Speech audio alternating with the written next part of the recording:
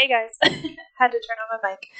I am prepping for Anime Pop Stop next weekend, so I figured I'd hop on and prep some stickers to get ready to cut, and then I'm going to work on some more of the princes.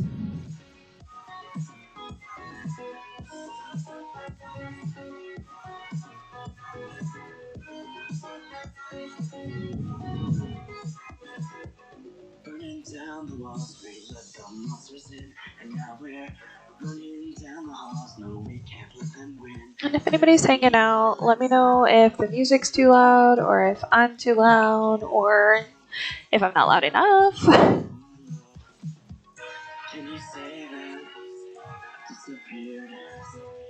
Can you say that I wasn't there for you when you went into hiding on the front steps of your porch? And I reflected on the memories, but I put out that torch.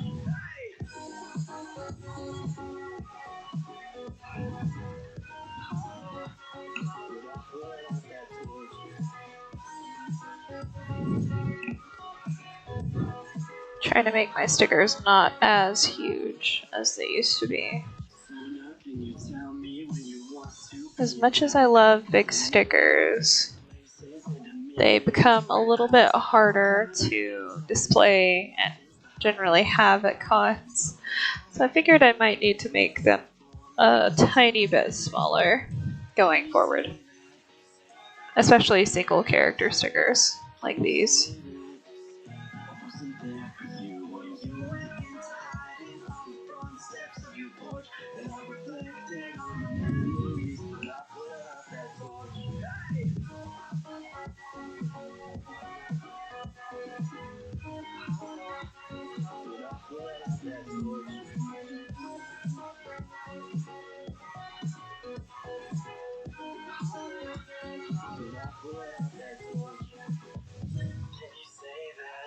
I'm trying to figure out how to fit as many stickers in this sheet as I can.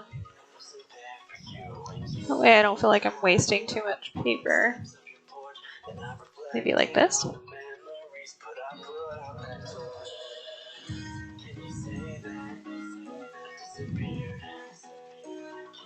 Maybe that'll work.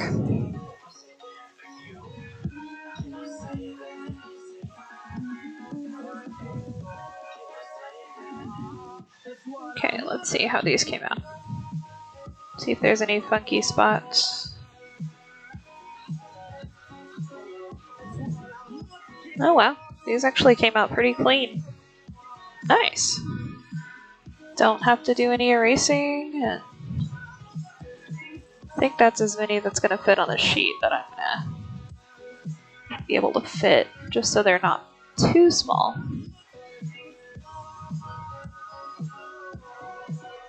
Okay, let's save this one in stickers.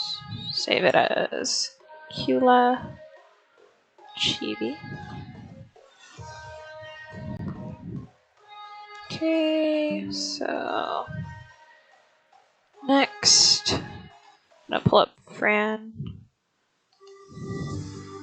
Oh shoot, I should have kept that sticker sheet open.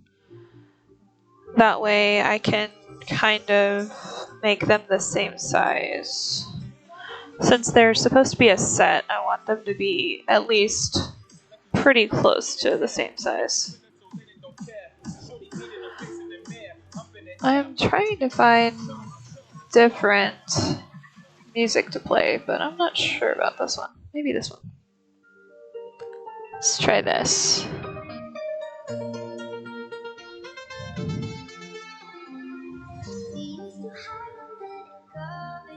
Okay, that sounds a little bit better. I'm also going to, once I finish setting up the stickers to print, I'm going to be going live on TikTok as well. That way I can kind of two birds with one stone this. Where did I put Cula?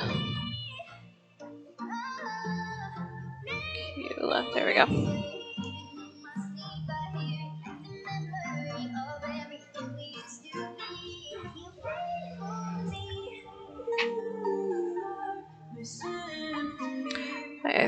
forgot to post on Instagram. So let's see.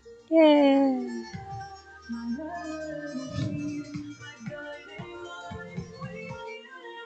Let's see. Let's include the link to the Twitch stream.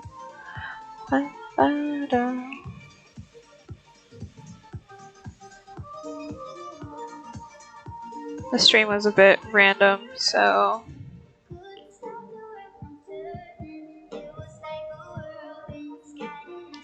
let's see. Live. Oops.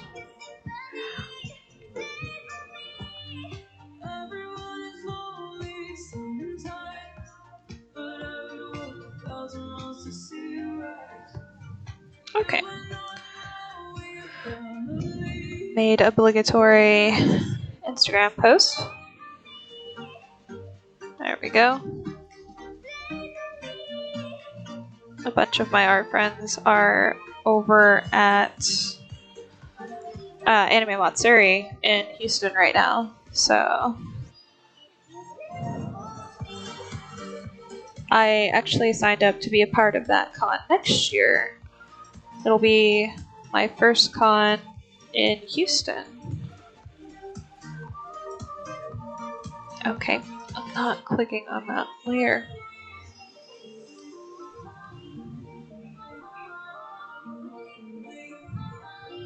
So next year I will have my first con in Houston and my first out-of-state con as well. So that's going to be super exciting.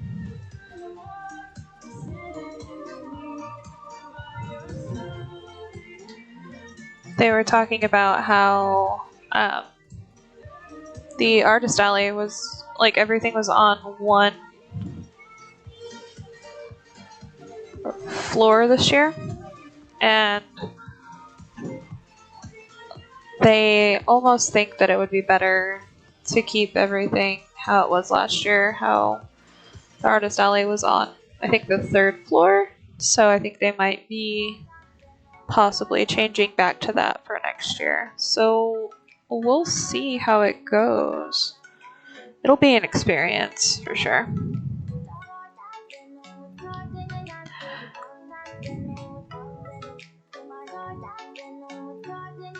Trying to see if those are going to be too close together or not.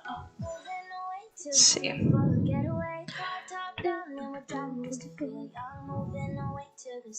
Oh no, those will be really good distance away from each other. Undo. Okay, that should be good. And that's going to be all that I can fit in this one. Merge visible.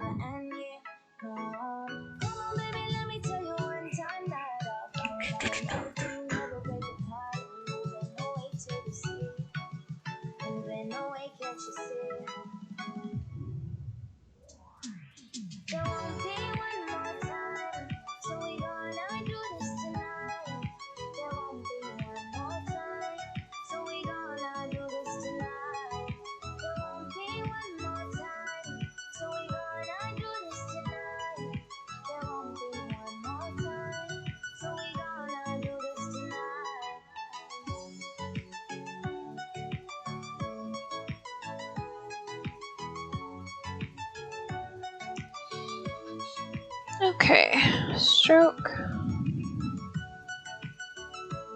Oh, did it not save it? That's weird. Stroke. Okay. Maybe I clicked too far to the right.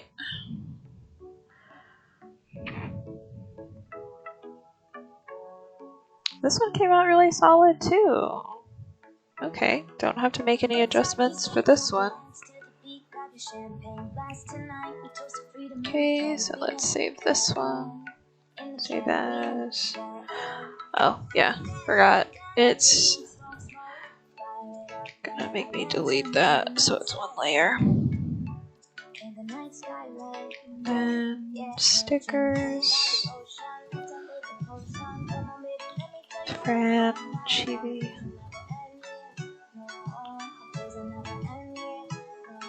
Okay, so now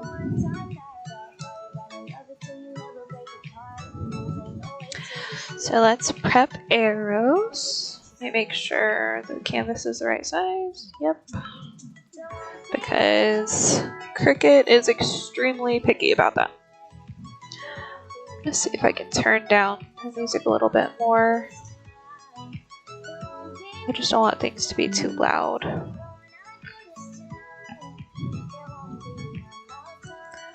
Okay.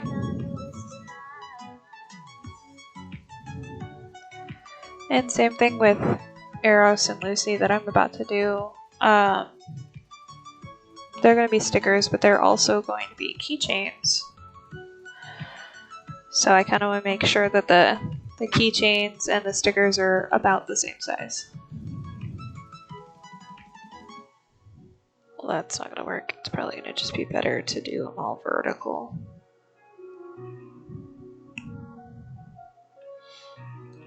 Because whenever I print stickers, so vertically it's 9.25 inches, and then whenever it's horizontal, it's 6.75 inches. So I can kind of gauge how big the stickers are going to be within that space. Sometimes I'm not as good at guessing, but I've gotten better about it since I've been doing it for so long.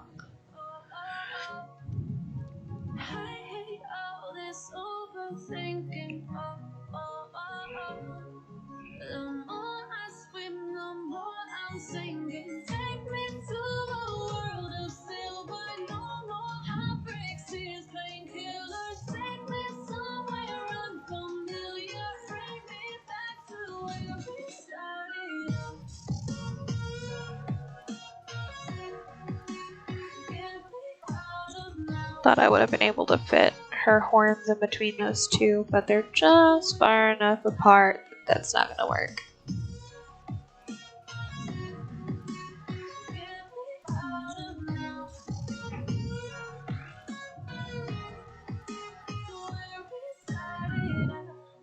Maybe if I turn these to the side, I might be able to fit at least one more in here.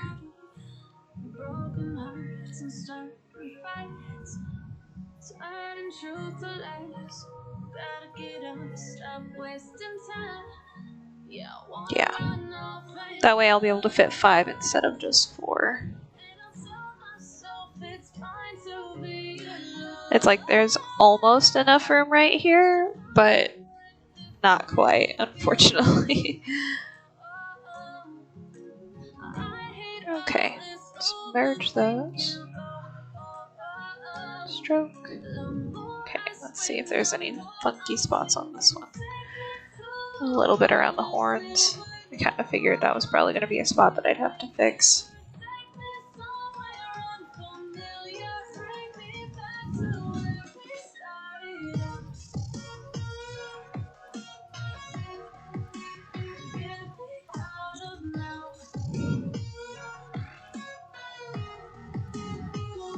It looks so pixely up so close. I'm glad that it doesn't look like that normally.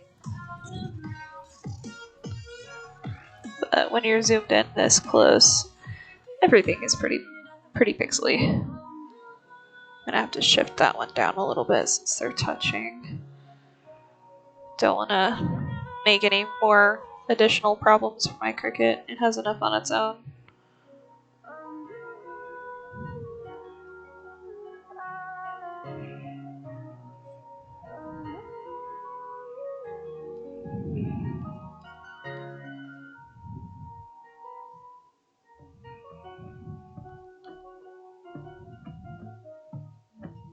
At least these are easy fixes.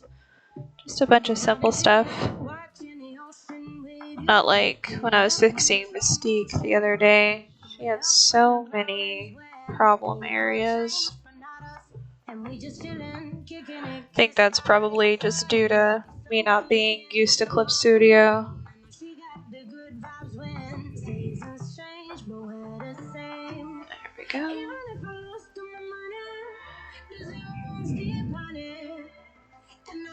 speak a single word, 'cause you got me holding. Even if my jokes aren't funny, my tongue tied up on it.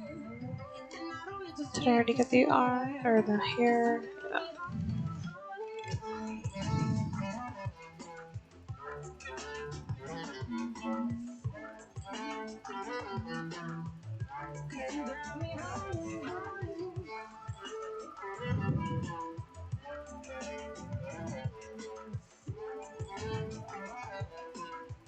Okay. I think I got everything all fixed up.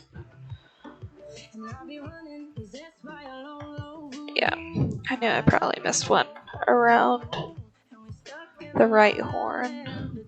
Let's see. Yep. Missed that one too. I know we got the good vibes when pieces fall right into place. Even if I lost all my money, the zero runs deep on it. And I don't need to speak a single word. Okay, got everything fixed. Don't want any chewed up edges. Oh, computer. Stop pulling up random stuff. Okay. Anyways. I just need to shift this one down just a little bit so they're not touching.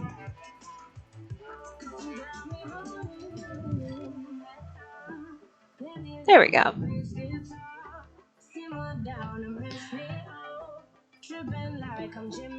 Okay, yeah, that's good enough. Cool. Okay, Eros is dead. Save. Hit stickers.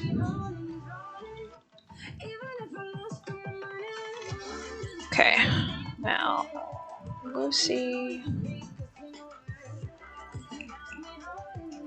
I finished, well, I almost finished her on last stream. I finished her right after I got done. Oh, actually, I'll do it this way. Drag this one to the other one. Just so I don't have any issues saving. Yeah, I almost finished this one last stream, but I'm just getting really tired by the end of everything. Head's about the same size. Yeah, I think that'll work.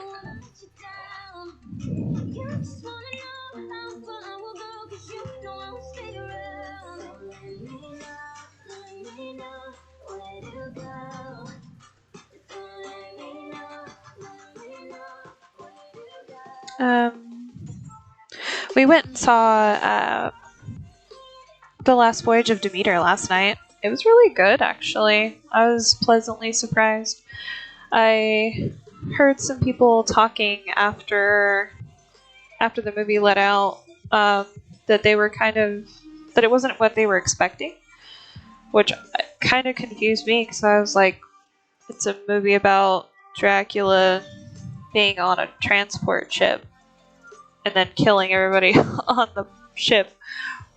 What part of that didn't scream out at you? But I mean, I heard somebody saying that they were expecting something closer to the Interview with the Vampire, and I'm like, okay, but also this movie did kind of give me that vibe anyway. Like I said, you're on a ship. There's a bunch of dudes stuck on a ship with Dracula, and he's picking them off one by one. I guess I just kind of understood that, and I was like, okay, cool.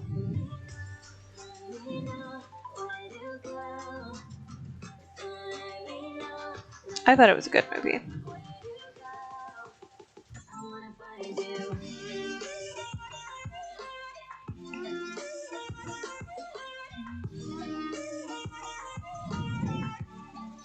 But yeah, it was a really good movie. I can't remember the older man who played the captain. I can't remember what I know him from, but it was really good. I enjoyed it. I thought it was a pretty good movie. It seems like they also built it up for a sequel as well with the I don't want to spoil anything, but it seems like they set it up for a sequel, which would be pretty cool if they do end up making a sequel.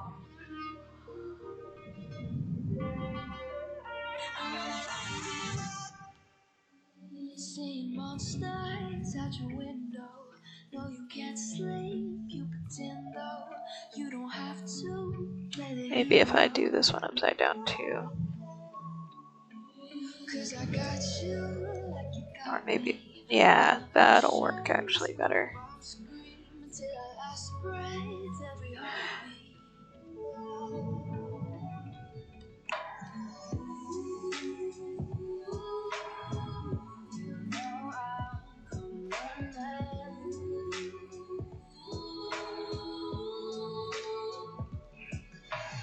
You go to war, then I'm going with you. Pick up my sword, yeah, there's nothing I won't do.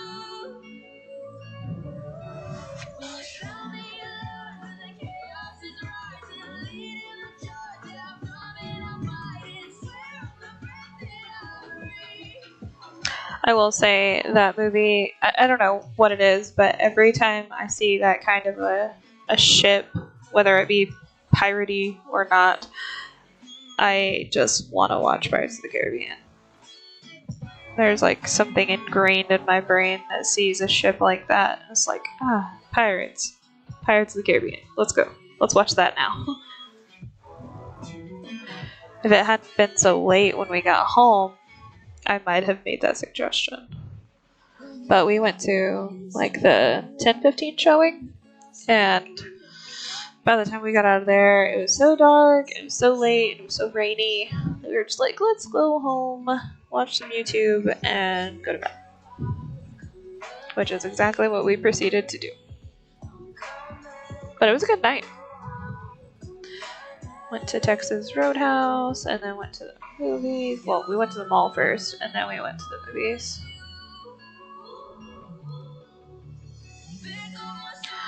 Got a couple of new pop figures. Got Toto and Itadori from JJK. And he found the Mothman Squishable that I've been wanting. So we picked that up. And they had these really cute milk tea of Digimon, but they had Agumon and Patamon.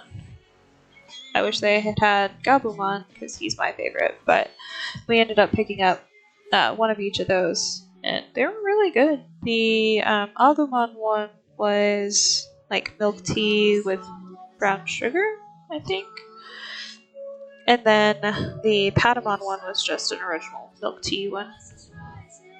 They were really good. It made me wonder what the other Digimon's flavors would have been.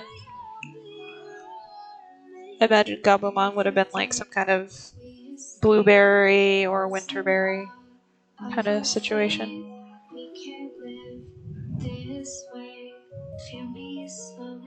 Hey Red, how's it going?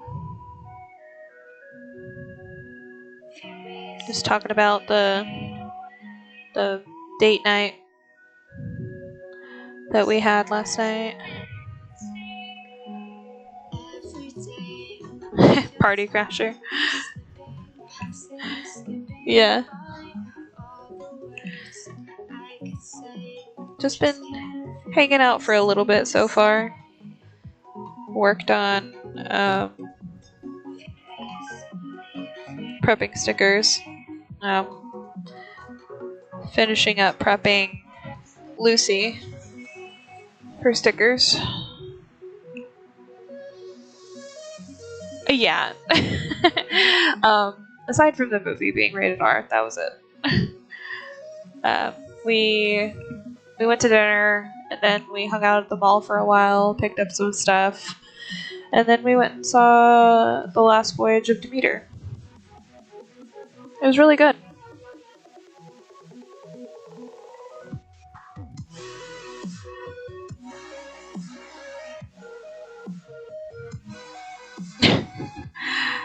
Nah, the movie theater that we prefer is attached to the mall, so we just kind of hung out there, walked around for a little while, went to FYE, and that was pretty much it. We just went into FYE, picked up some stuff, and by the time we were done there, it was like already 8 o'clock, so they were already closing down stores and everything for the night.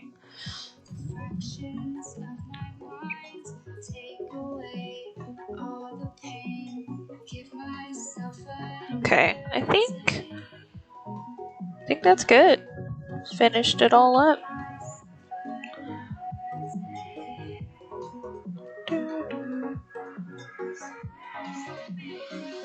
Very OG cruising the mall. Yeah. I used to hang out at the mall a lot whenever I was a kid, because my hometown didn't have a whole lot going on. So that was definitely a frequent area from my teenhood. But yeah, we don't really go to the mall that much anymore. Aside when we do go to the movies, sometimes we just we either go into FYE or Hot Topic or both, and just kind of look at the stuff that is the same stuff that you always see every time. But I like to pick up like snacks and stuff from FYE, and sometimes they have cool pop figures and cool squishmallows and stuff. Okay, I think that's all the ones that I had finished for stickers. Yeah. Okay. Cool. Okay, so I got all the stickers prepped that I needed to prep. All your FYEs have closed down. That sucks. I love going in there. They're so fun. I'm not going anywhere. I'm just doing this so I can change screens. Give me 1 second.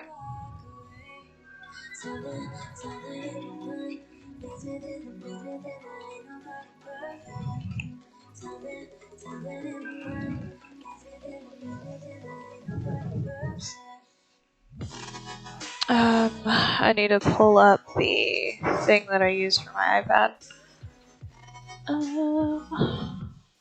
Power.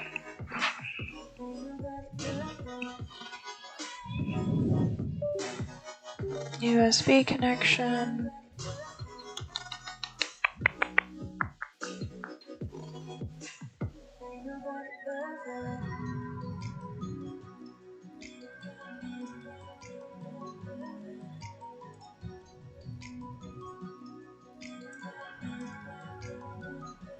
Okay, there we go. Coolio, Folio. Okay. Let me get my phone set up for TikTok as well. Oh, my phone battery is not great. It is at 53%.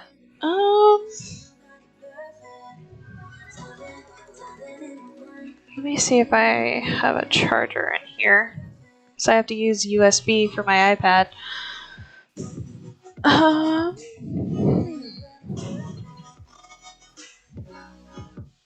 Okay, turns out I will be right back, so I can go find another charger. BRB.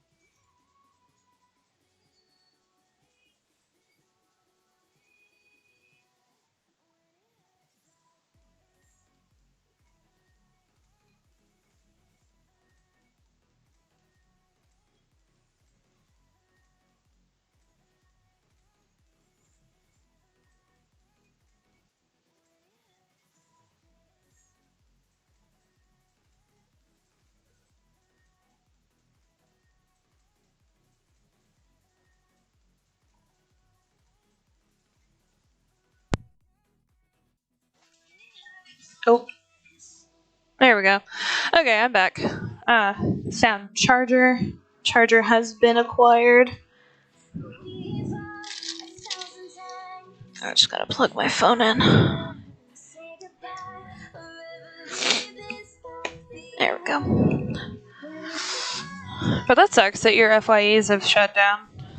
I think they're super cool. I had never seen one or been in one until I moved down here.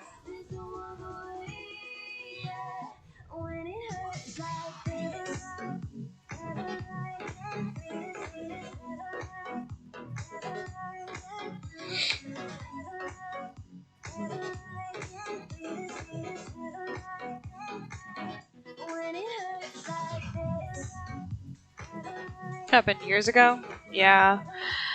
Unfortunately, that does happen more often than not.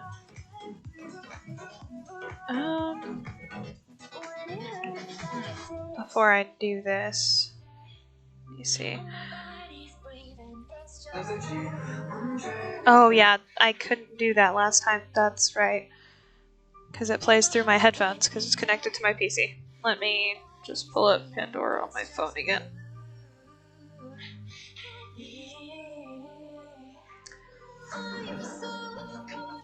But yeah,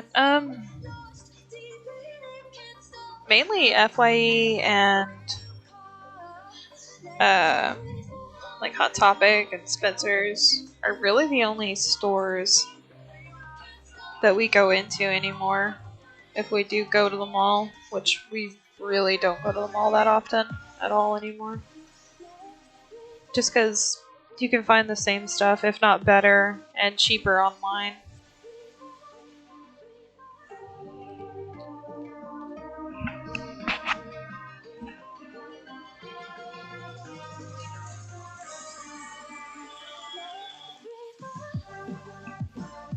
Okay, now we got the TikTok live going as well.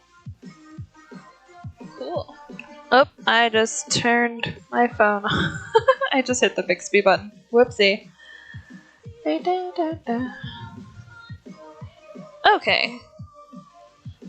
Let's see if we can get both of these going again.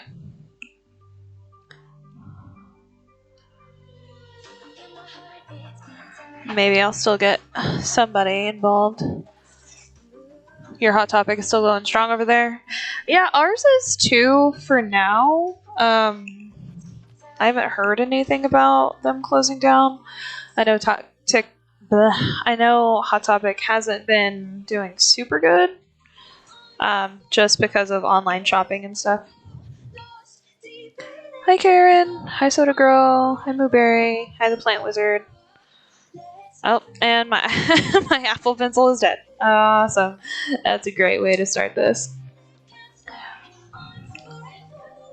Hi guys, welcome. I'm going to be working on Dante.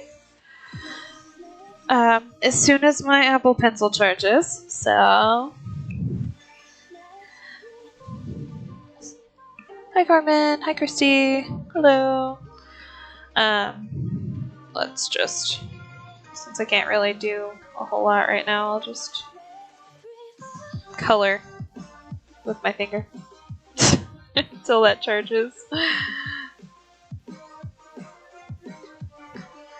I'm super prepared, as you can tell. I'm super good at this. Nope, that's not a good shape. Hi Stephanie, hi Katie, hi Warren, hi Todd. Nope. I'm waiting for my Apple Pencil to charge, so I'm trying to see what I can do. I'll just color in this belt. Apple Pencils, I mean, they've got really shitty battery.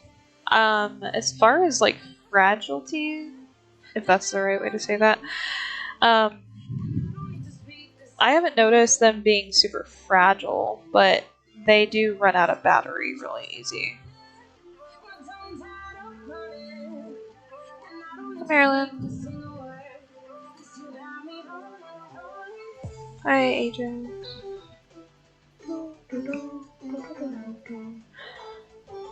I am waiting for my Apple Pencil to charge.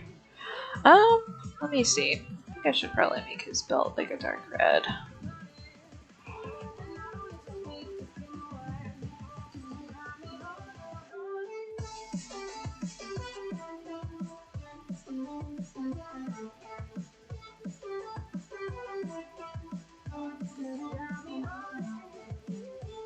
I feel so weird coloring with my finger right now. I'm trying to create some kind of content. I'm doing things. Promise. Swear I'm doing things. There we go. At least I can do that. The color fill option does make this a lot easier. Whenever I have to resort to this. Oh, this ring light is creating like a weird glare on my iPad. There we go.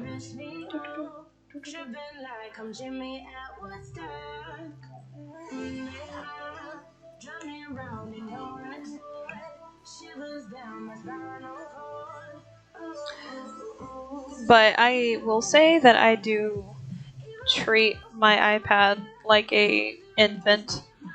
I try so hard to be protective of it because I know that Apple products do tend to be more fragile. Let's see. What else can I do for right now? What is it at, actually? 28%. I'm gonna let it go to at least 50. I will say, like, the battery is pretty good. A little bit. It's better than it used to be.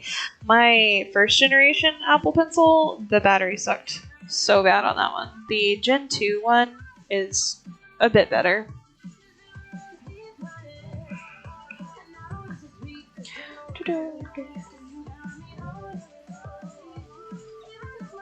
Okay.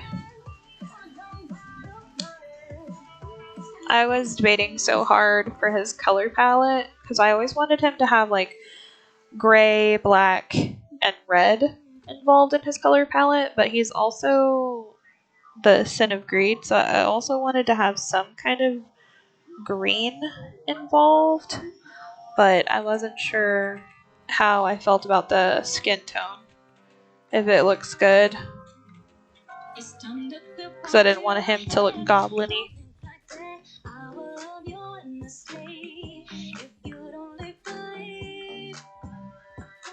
I don't know why my phone is trying to get me to swipe over. Let's see. Okay, we're almost there. It's almost to 50%. I can only do so much with my finger with drawing on this, so I'll just go ahead and wait it out. It'll just be a couple more seconds. Hey everybody! Just waiting on my Apple Pencil. Sorry. I'm super prepared. But how did your football thing go? Like where they just played themselves, I think you said.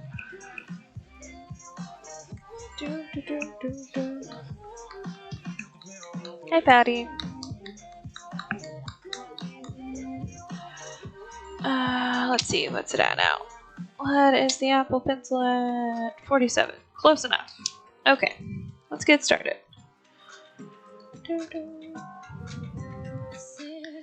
Okay.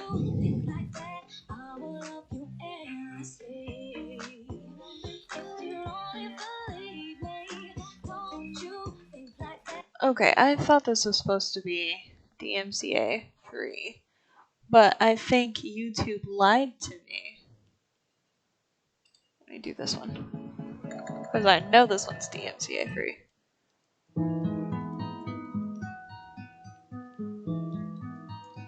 Okay, that'll work. The whole field blew up in the end? What do you mean? Like, I hope not actually blew up. That would be insane and terrible and scary.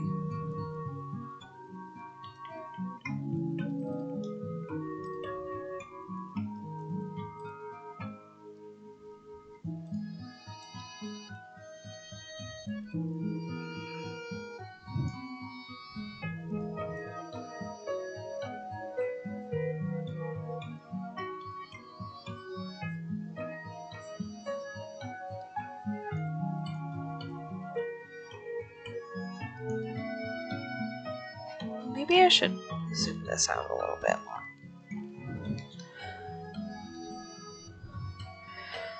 There we go. Maybe that'll be a little bit better.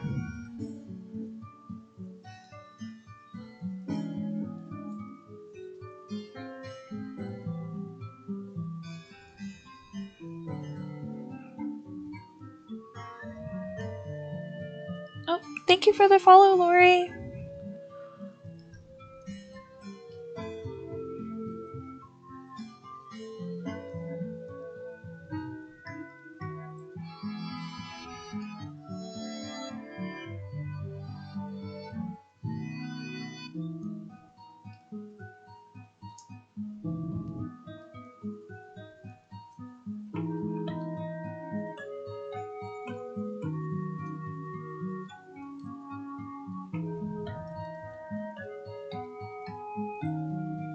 Nope, I missed a spot somewhere. Yep. There we go.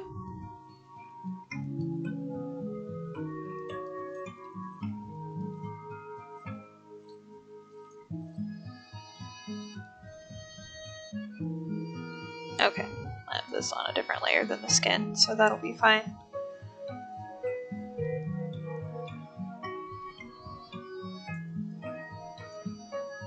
I don't know why, but it was super important to me for him to have a scarf. I have no idea why,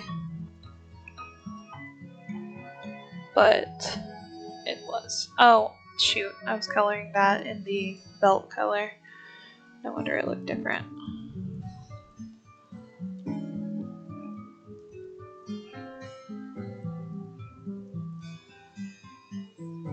There we go. All fixed. I also need to print stickers, so if I ever stop drawing, it's because I'm messing with something for printing. Just a heads up. So I am prepping for a small anime event next weekend.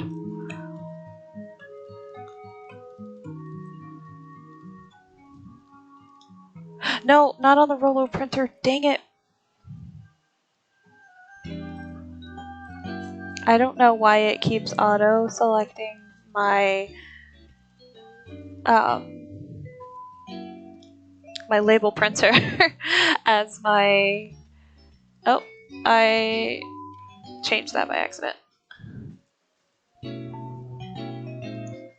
Fashion victim. Yeah, fashion is important. Especially when you're creating characters for a story. I had a very specific idea in mind for him. I also went back and forth with his hair and everything for a long time, but then I fell in love with Hunter from the Owl House, so I actually modeled his hair after Hunter's. At least when he's the Golden Guard. Before he changes his hairstyle a bit. Dang it, I keep running over my pant legs. They're too long.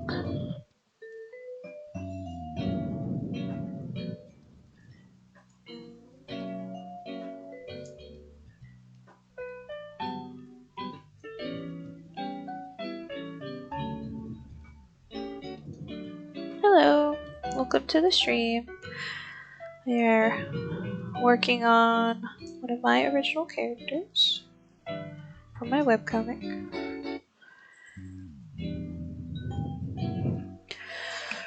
Okay. But I tried really hard to make their outfits interesting, but also not too complicated. That way I don't hate myself when I'm redrawing them all the time for the comic itself. Because his outfit used to be way more complicated.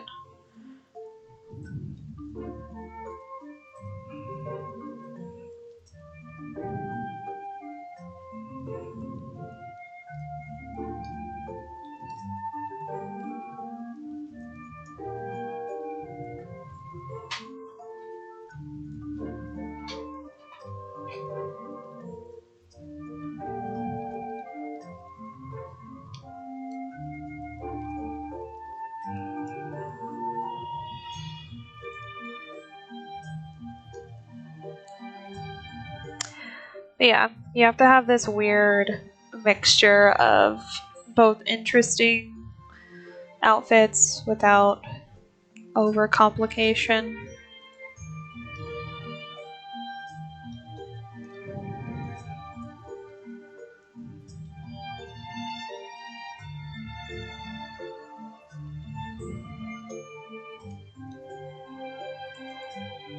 So I took out a lot of like the design elements that I originally had for him. Like a lot of, it almost looked like ODM gear on his legs. They were like straps and stuff.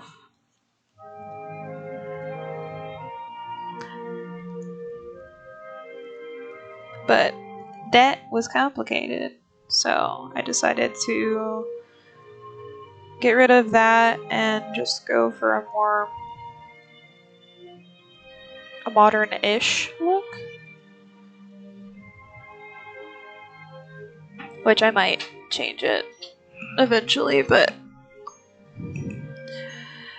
I think I'm pretty solid, pretty happy with his design now.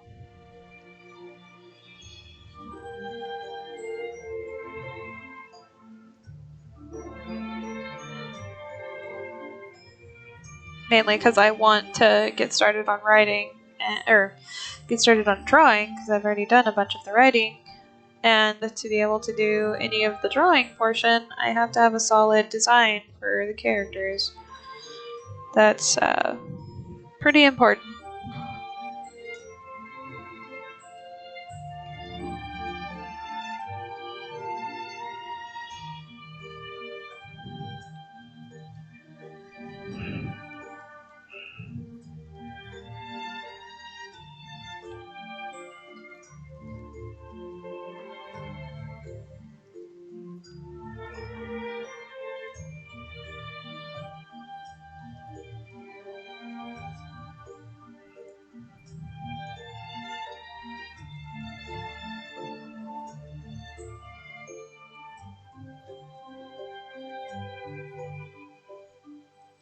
I'll fix that here in a minute.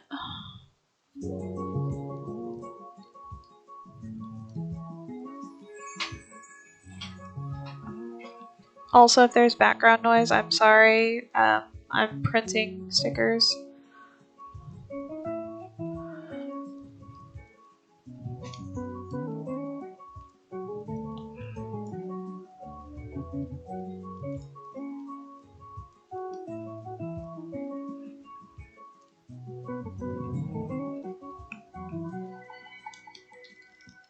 I should probably move this closer. There we go.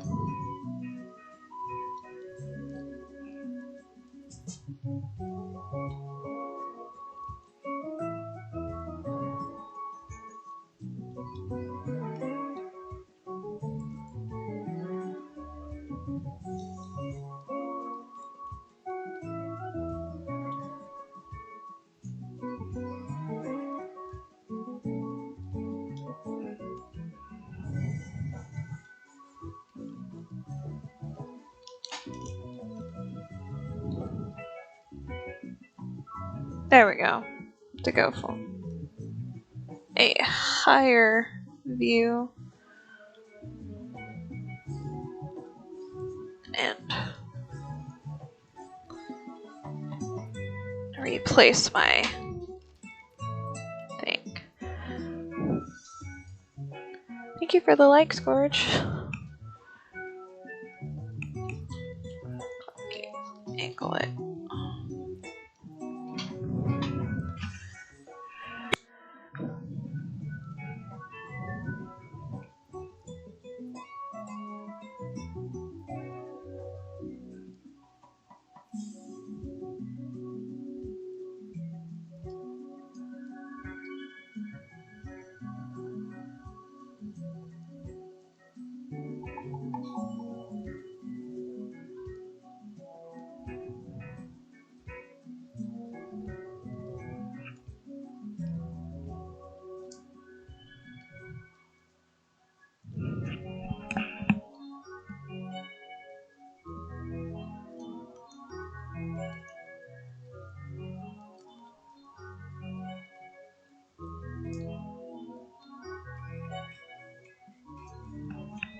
There we go.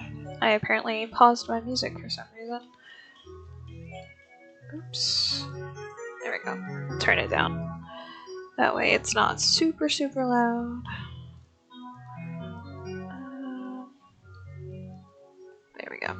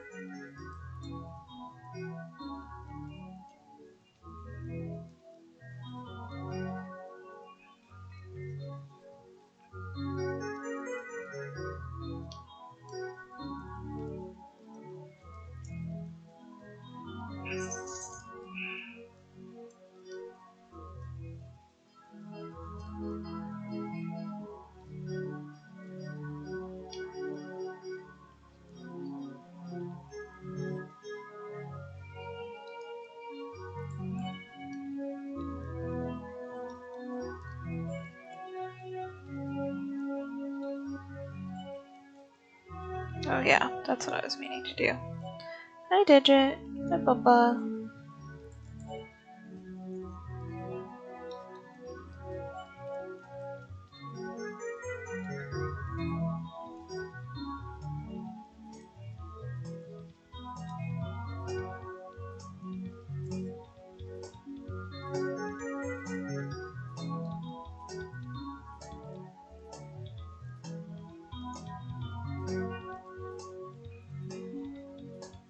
Hi Digit.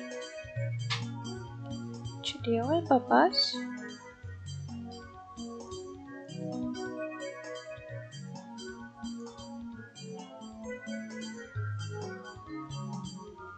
I almost wonder if that's a little too long for the scarf, just because I don't want it to make the keychain and the stickers too big. I just move it about here.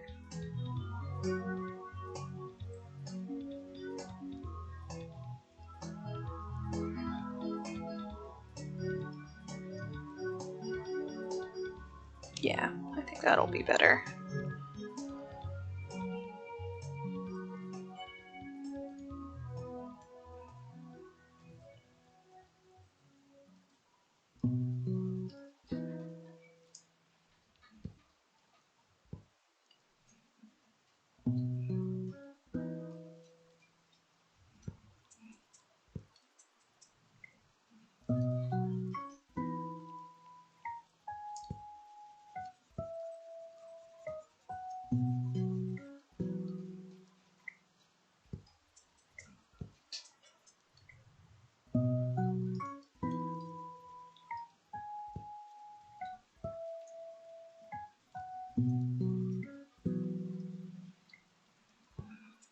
Hey Ariana, how's it going?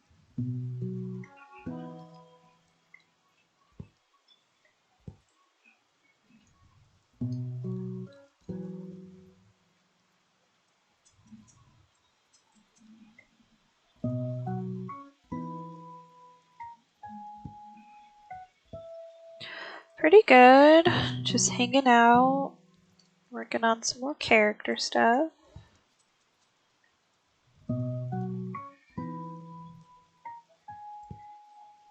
Trying to get ready for next weekend's little event.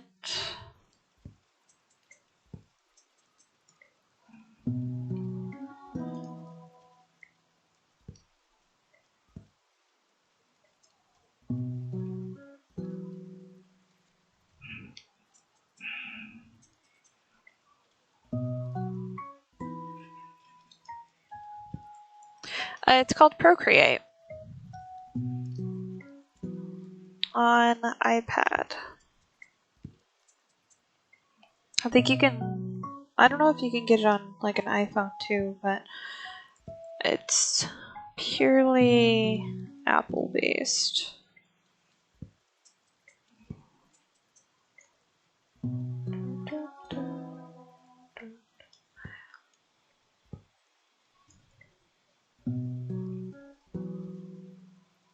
There we go. Okay, now to continue the lining on the pants.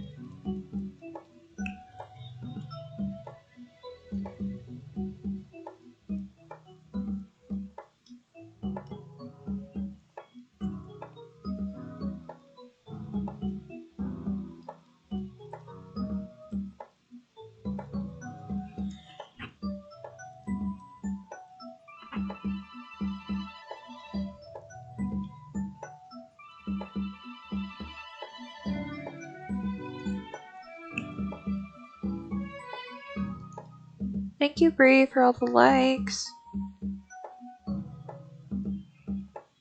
Let's see.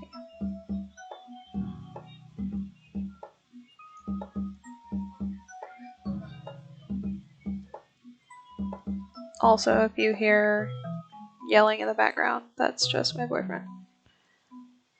Sorry. They're playing some game. They like to get rambunctious.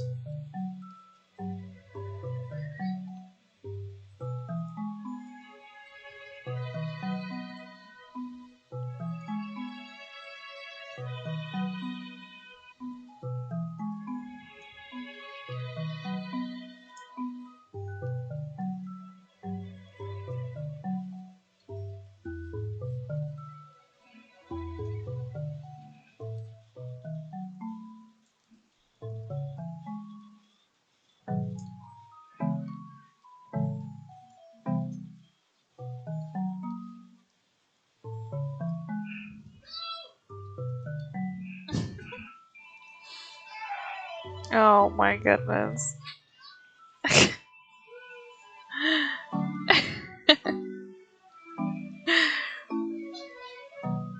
They seem like they're having a good time.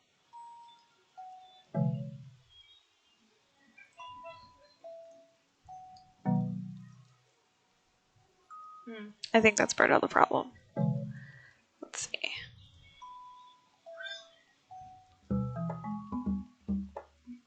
What layers? Oh, there we go. It's like, what layer is this part on?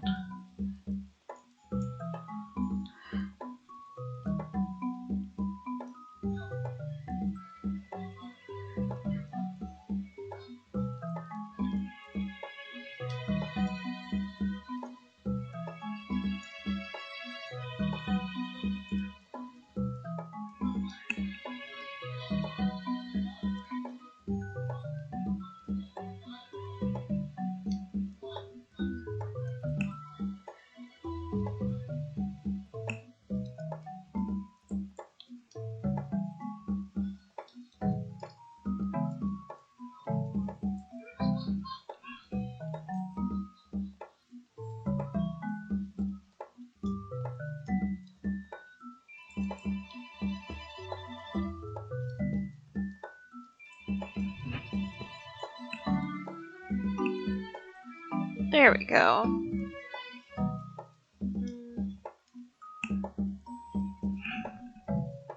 Actually, still no. Still too high.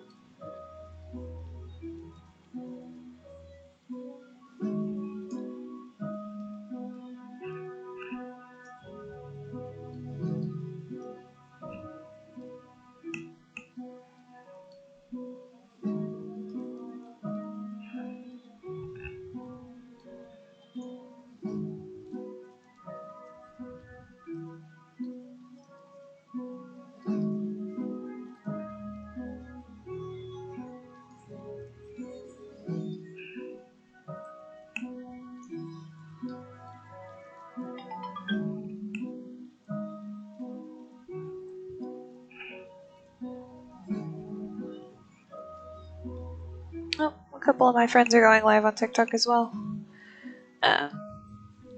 My friend Abby and her husband.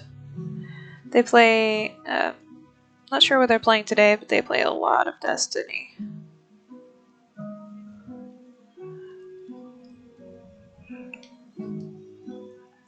Let's see.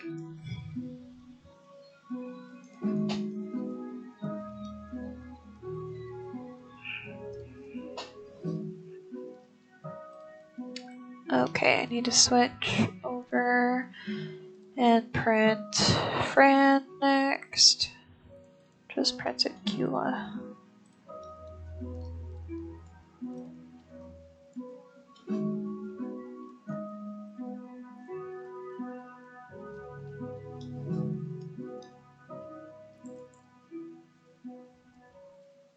Oh, there she is.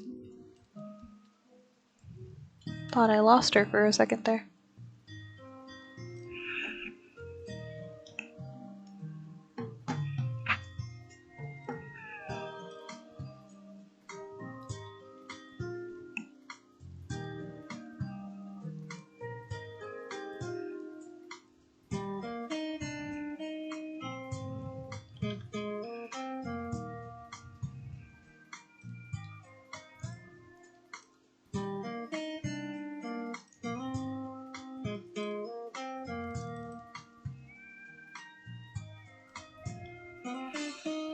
Okay, got 5 more sheets printing now. Let's see.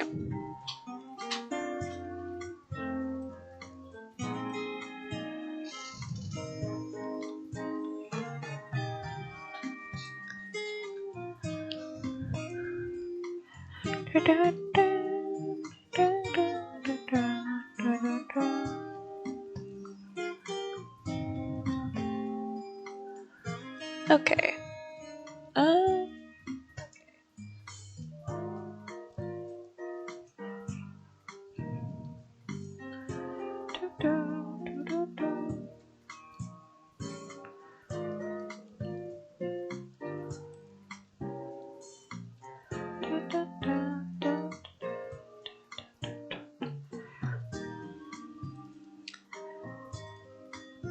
Okay.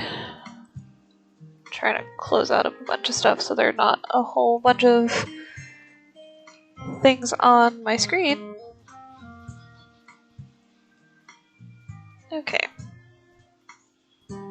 Now to decide, probably just do a really dark color for his boots.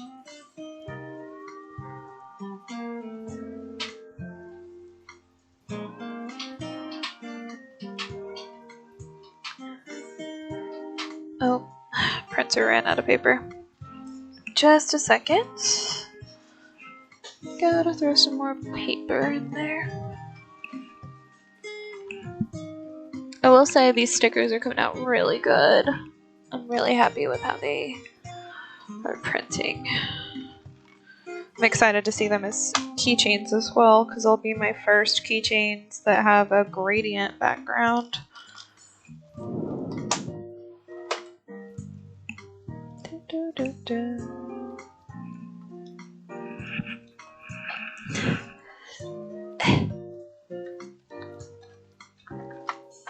There we go. Okay. We're back up and running with printer. Okay, let's see. Hi Angelica, hi Ashley. Hi Sweet Piggy. Let's see.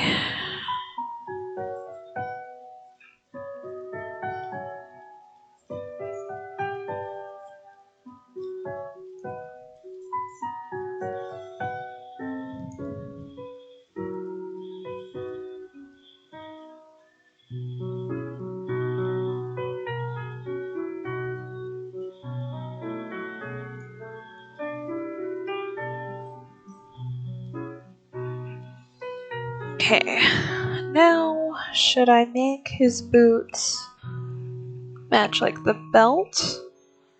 So have like the bottom part be red, or should I do like a lighter gray?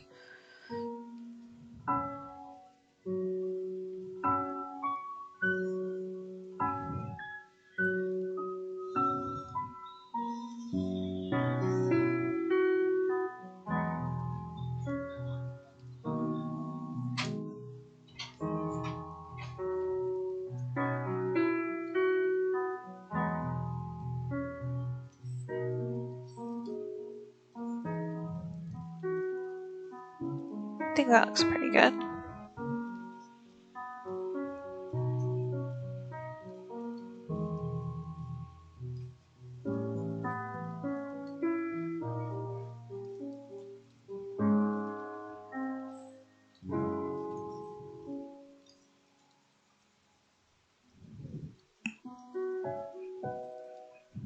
Okay. I do like the bit of accent reds that I have for the belt and the scarf. So they match his eye color. Okay, I think that's all the base colors I needed to do. I was trying to do some kind of motif for each of the princes to show like what their sin is, but I wasn't sure. The only one that I could really come up with anything was Lucy, and I had like an apple motif on her like her thigh highs, but I didn't know if it looked cool or if it gave off the right symbolism that I was going for, so I kind of just left it off for now.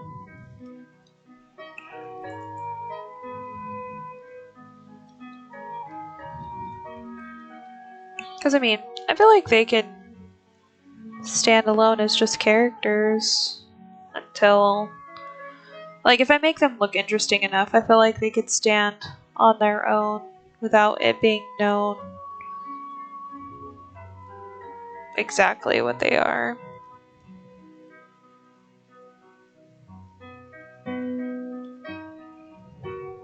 There we go. Okay, so... shadows now.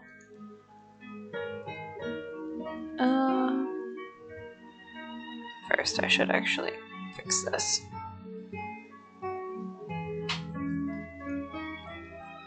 I decided to give him bottom eyelashes like I draw every other character, so had to fix the eye whites. Yeah, it is. He is staring at you. He is staring into your soul.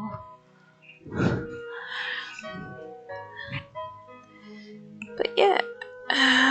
Okay, so got all the colors done. Okay, yeah. Let me just move on to shading.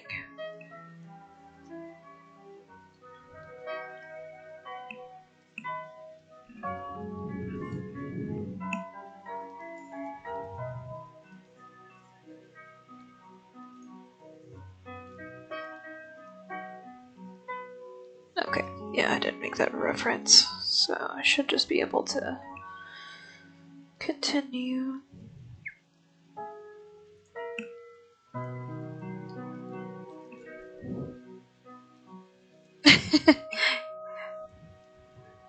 I'm sure he would gladly take it. He's a good boy, though. Let's see.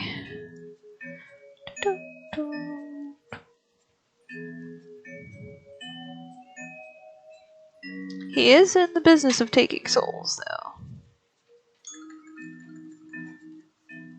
Oops.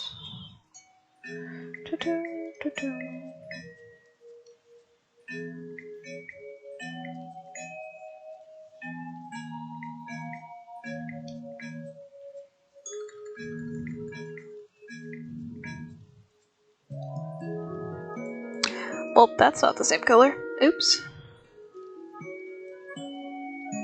Oh. There we go.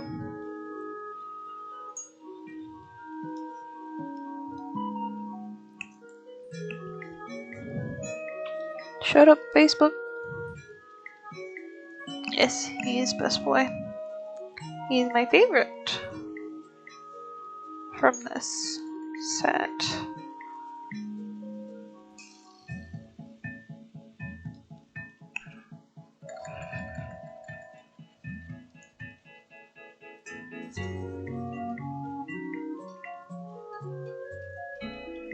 Okay, now that everything is back to being the right color, let me change this back over to multiply.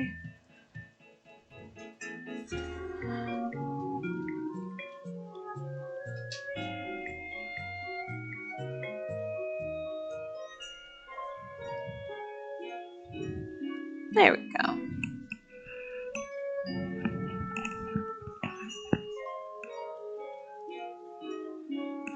Yeah, that is a really good song. Let's see.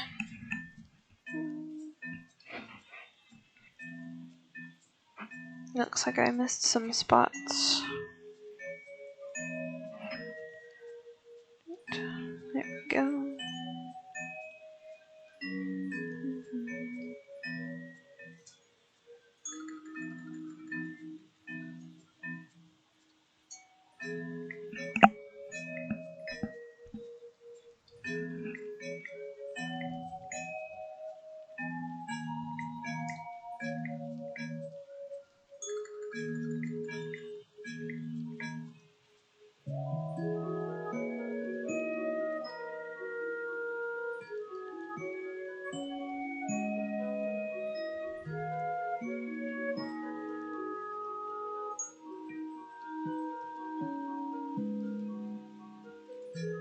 I forgot that I had made some changes to his hair.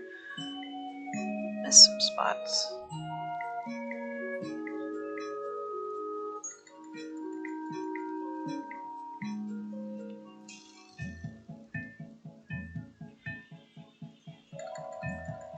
Okay, there we go. That should be all fixed up now. Ba-ba. Okay. My headphone cord got hung around my chair. Okay, gotta switch over to the next sticker sheet to print. Real quick.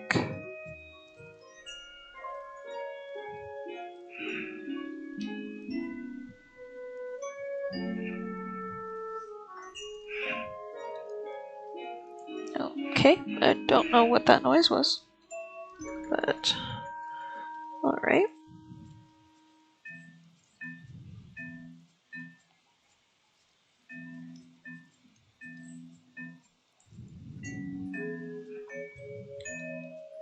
Oh, actually, that's not right. That hair is on the other side.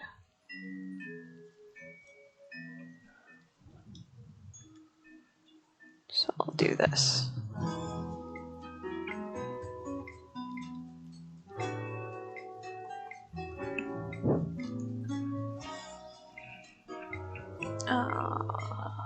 Dang it.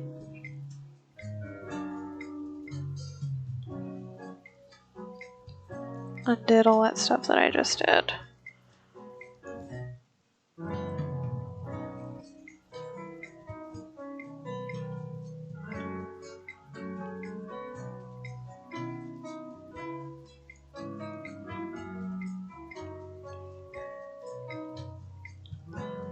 There we go.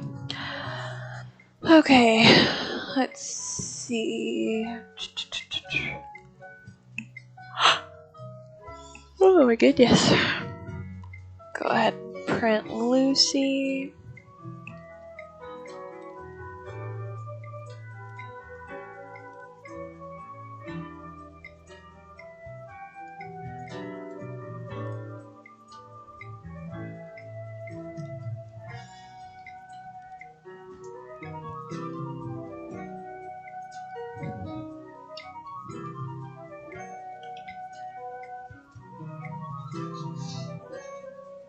Okay.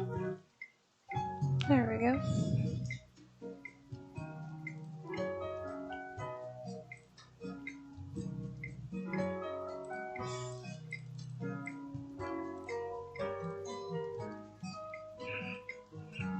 Okay. Got that printing now. Okay. Back to this.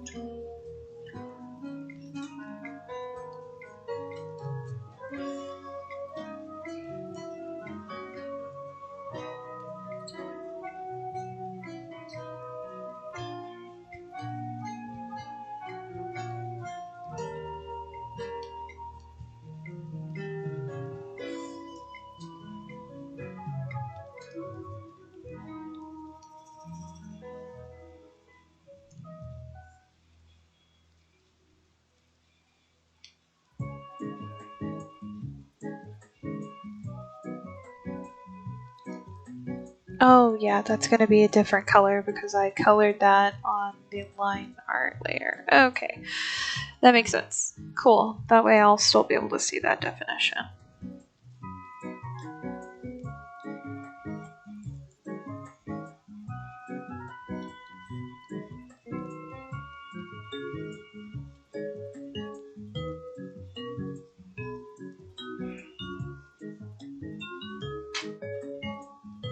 Cute.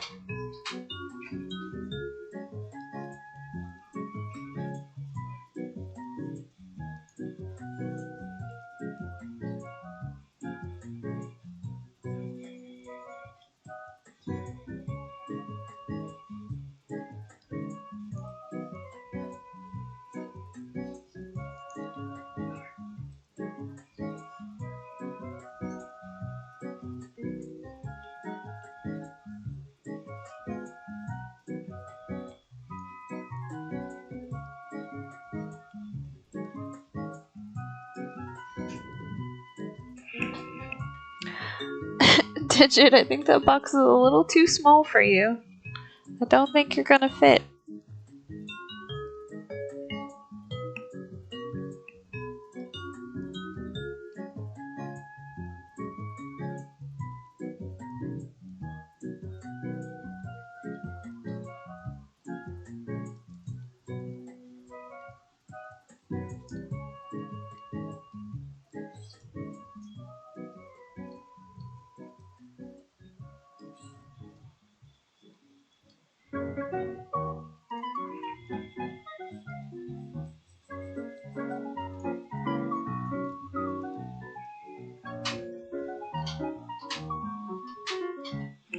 Nope.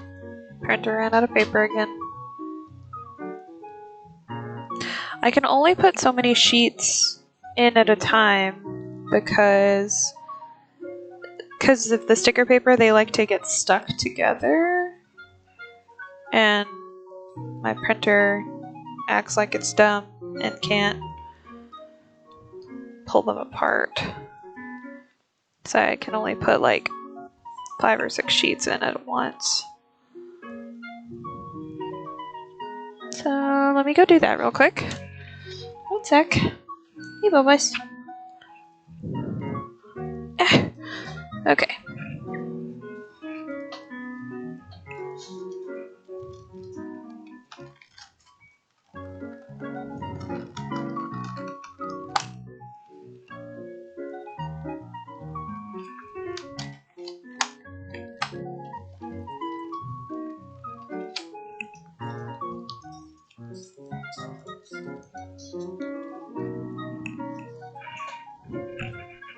Oh, let me take a minute.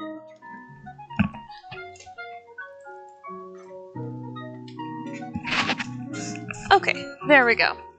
My headphone cord is only so long, so and my printer is just far enough away that it yanks on it whenever I go over there.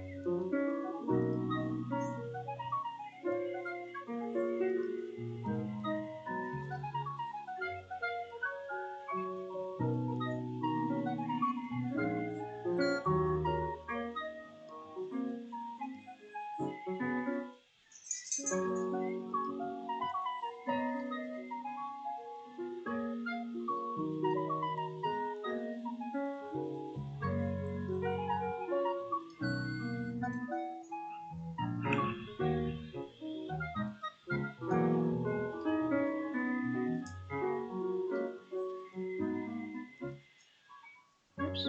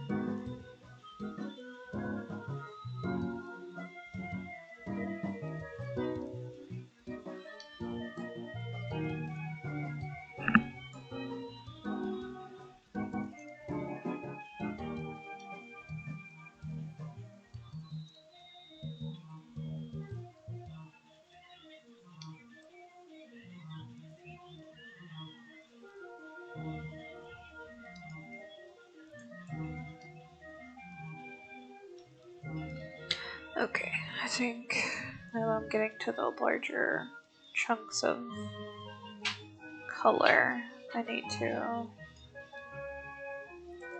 None of the hair is actually touching. Nope, that layer needs to be above. Okay. Excuse me. Gonna change that over to reference. That way this will be a little bit easier.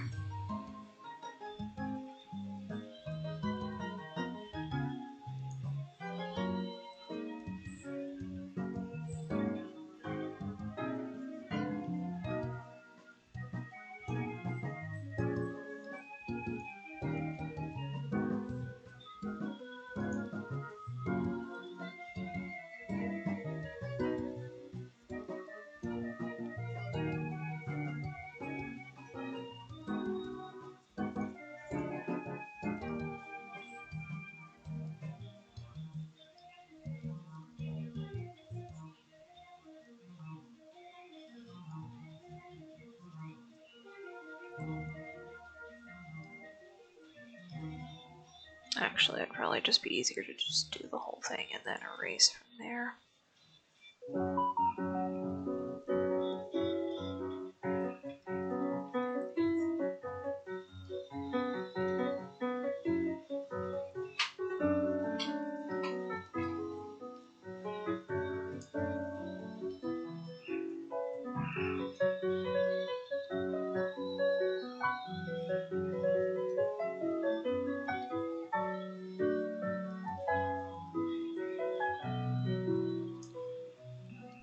Hey Wolf, how's it going?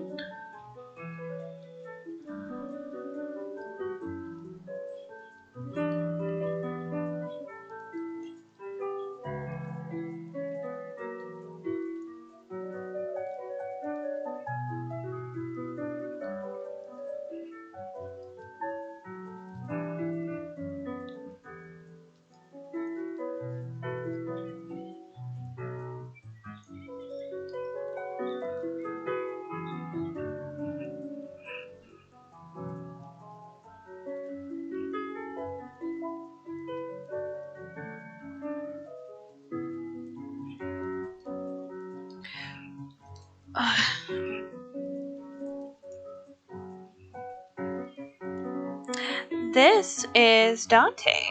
He is my Prince of Envy for my webcomic.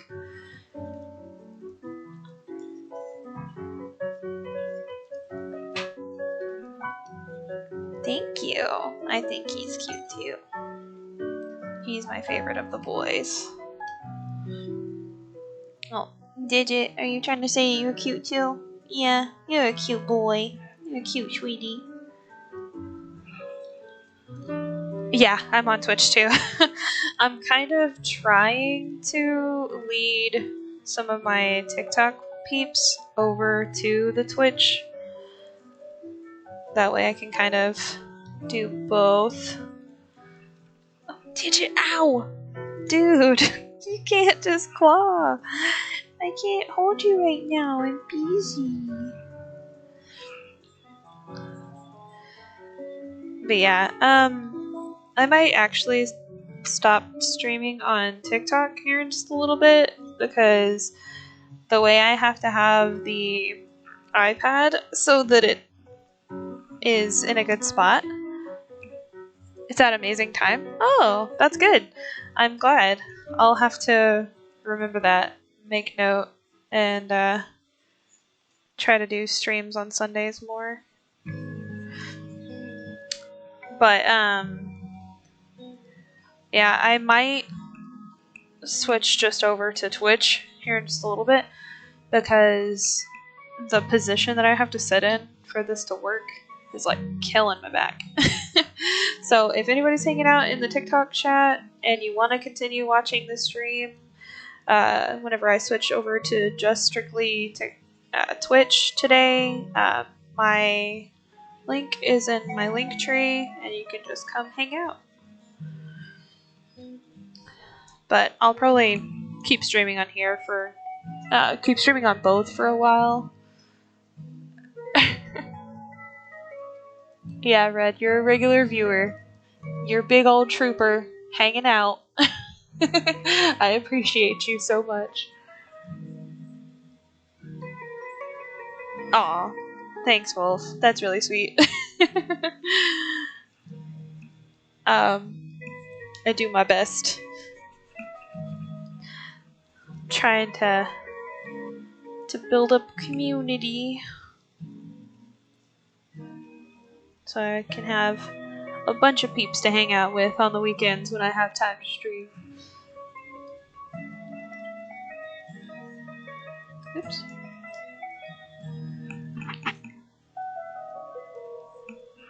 Aw, that's so nice.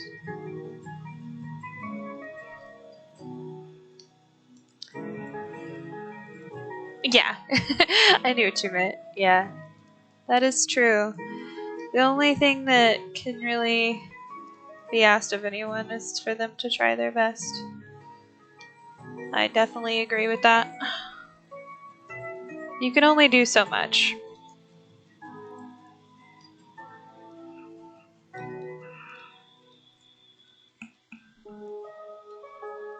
Hey Elizabeth, how's it going? You see me on Twitch? Yeah. Yeah, I've been streaming for almost 2 hours. Me and Red have been hanging out for about an hour 40. Talking about how Joel and I went to the movies last night and went to dinner. Got some stuff at FYE.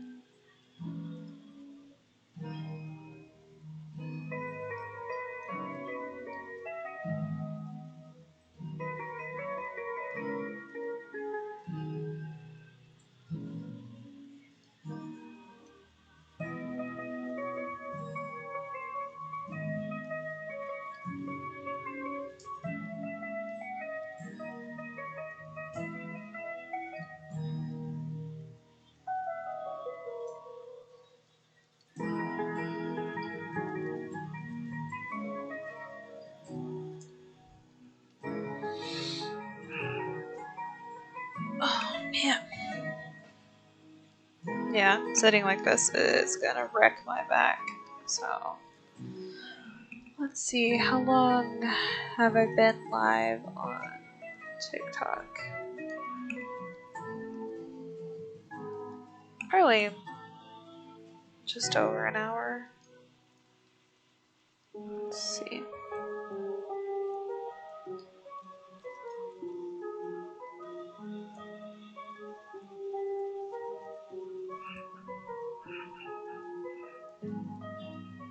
Okay, Red. See you in a bit.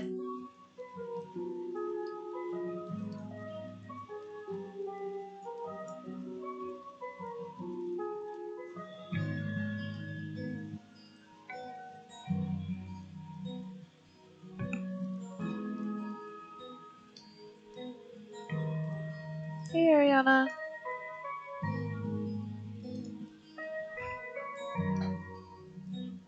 Okay, yeah. I think I'm gonna go ahead and switch over to just Twitch.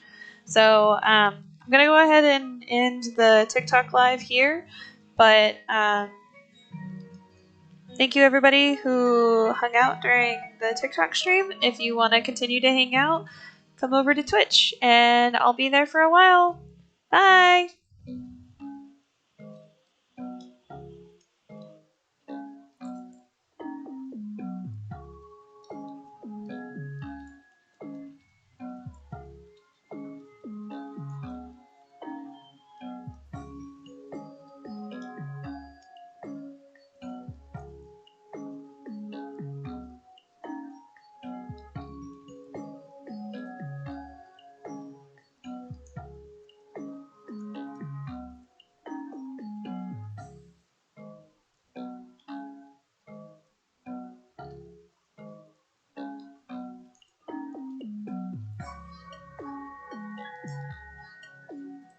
Okay, now that we're just on Twitch, I'm gonna shift my iPad over to in front of me because I have an L-shaped desk, so I kind of do like order packing and everything on the left-hand side, and then I do like all my computer stuff on the right-hand side. So I had my iPad over on that side, but now since we're just doing Twitch, I can shift over and sit normally and have my feet up and stuff. That way maybe it won't wreck my back by the end of the stream.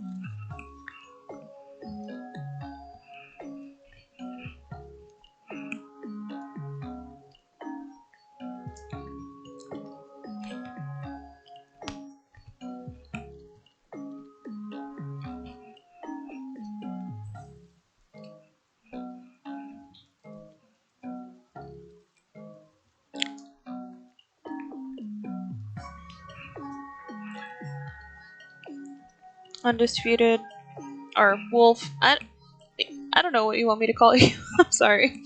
Your names are different on each thing. So I'm not sure what you want me to call you.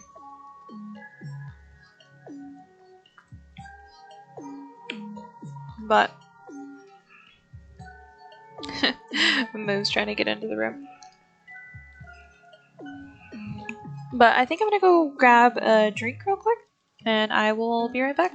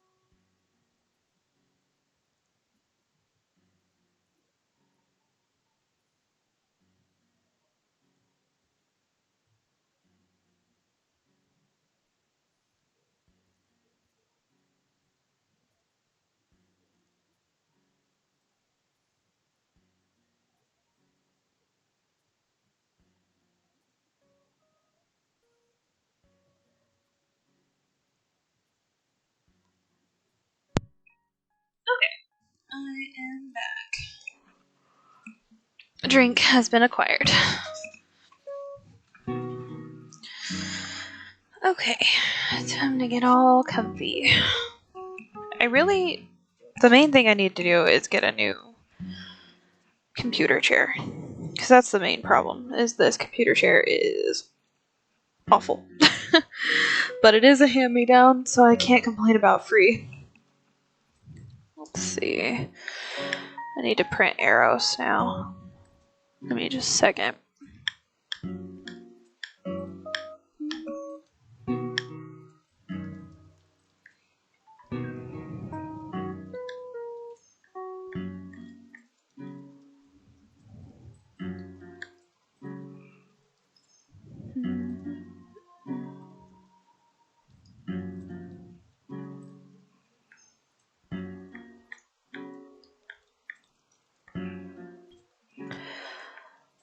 Okay.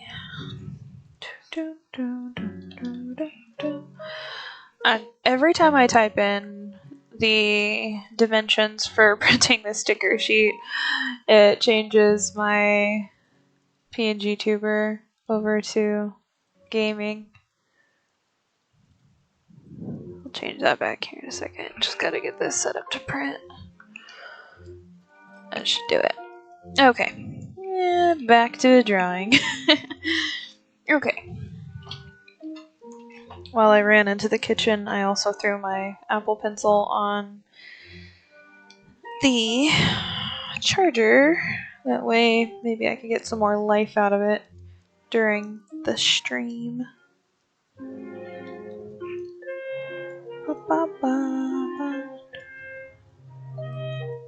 Okay, so let's get back to it. Create some more shadows and dimensions. Okay. Also need to turn my ring light, as it provides good lamp lighting, but it's a little intense almost.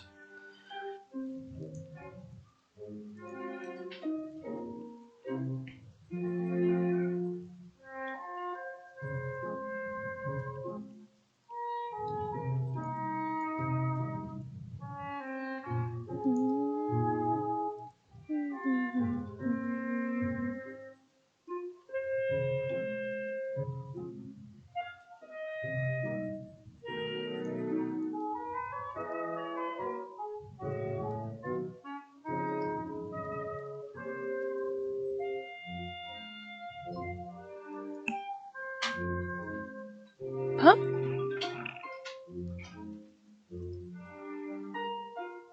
Oh, Captain... Oh, shoot, what was that?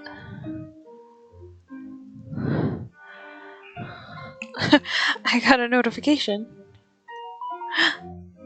Thank you, Captain Scoliosis, for the follow. Hi! Welcome. Scolio, yeah. Sorry. My new follower thing cut it off. I gotta change the length of the font. Thank you so much. Welcome. Hello.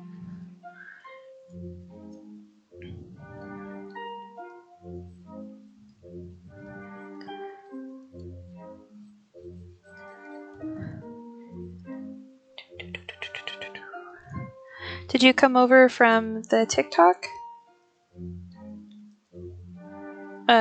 live that I was doing, or just new to... No? Oh, okay, cool. Straight from Twitch. That's awesome. Well, I appreciate you coming to hang out. I'm working on one of my characters for my webcomic that I'll be working on stream sometimes, starting pretty soon.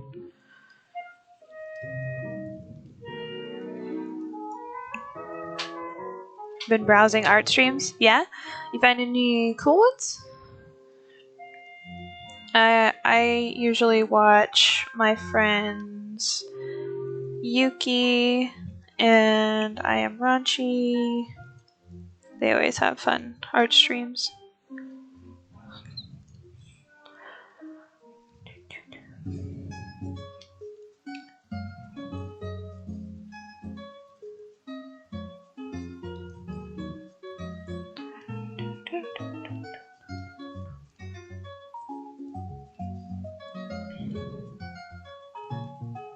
I also like watching my friend Amphy.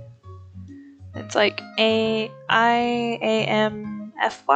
is her username. She's really good. I love her stuff.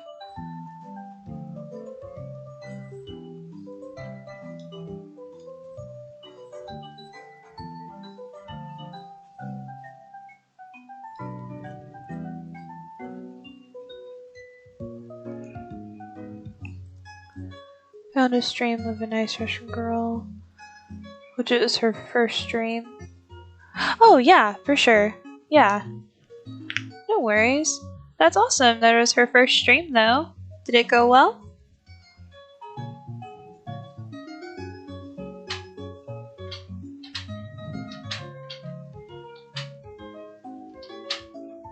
Oh, I'm also printing stickers, so in your mind, yes. Nice. That's awesome. I'll have to browse on Twitch a bit more and find some more streams to follow and watch. I also watch my friend Soma Shiokaze. I always mess up how to pronounce it, but she's really good too. She's the one who helped me set up all of my stuff. She is my my teacher of the stream world.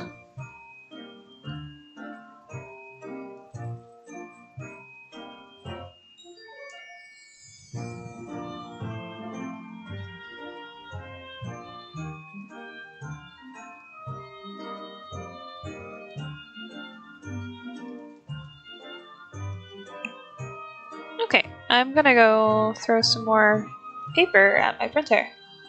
A lot of work to keep setup going. Yes, yeah, it is. The last couple of times I was streaming, my audio was all over the place.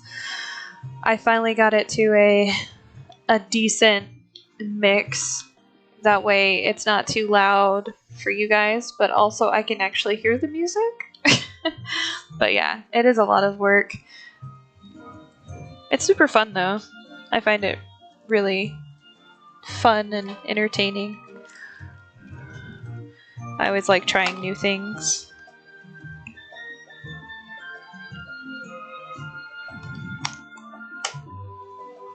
Okay, some more paper.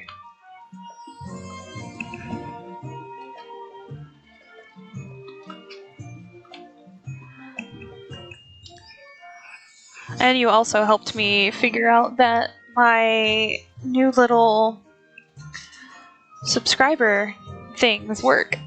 Because it actually popped up. I wasn't expecting it. It startled me.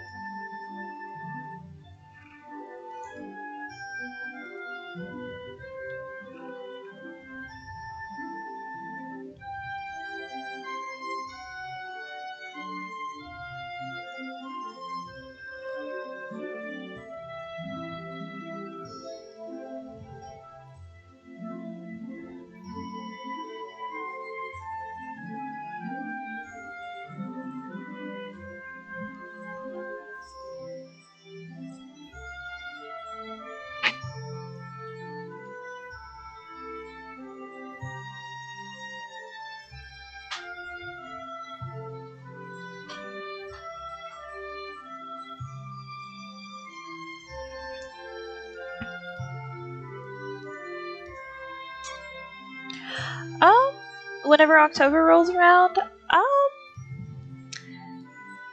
sometimes it kind of depends, because a lot of my content is of the spooky variety, but I usually tend to try to make tailored items for each Halloween, just to have a little bit of new stuff.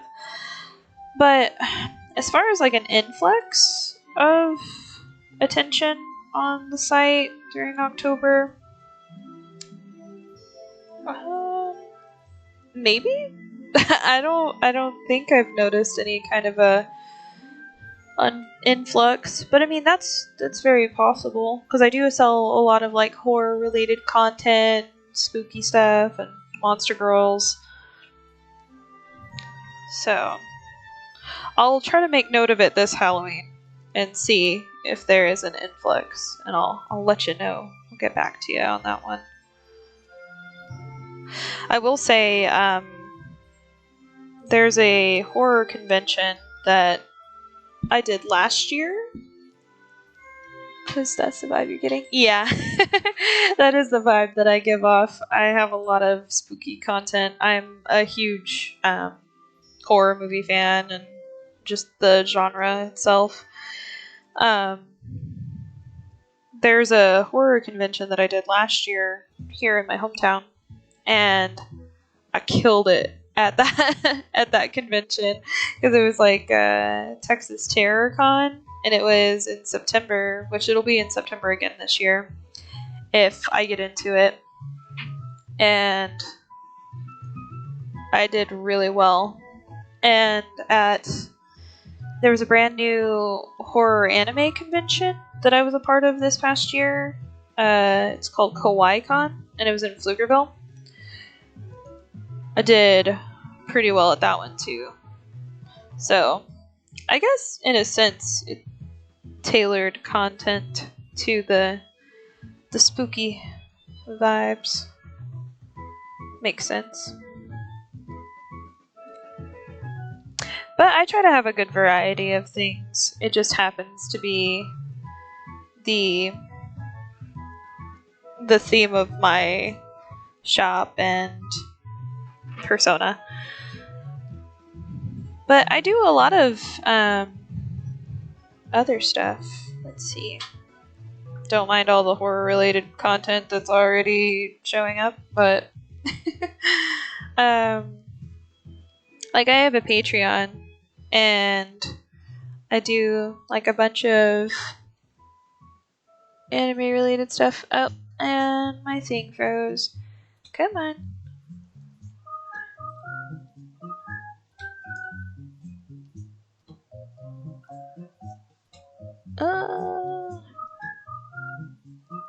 I might have to reboot this. 'Cause it's not doing anything.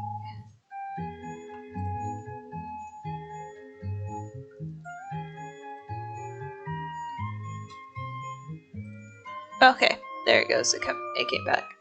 Let me just go back. Nope, still not showing screen. Give me 2 seconds. Let me reboot this.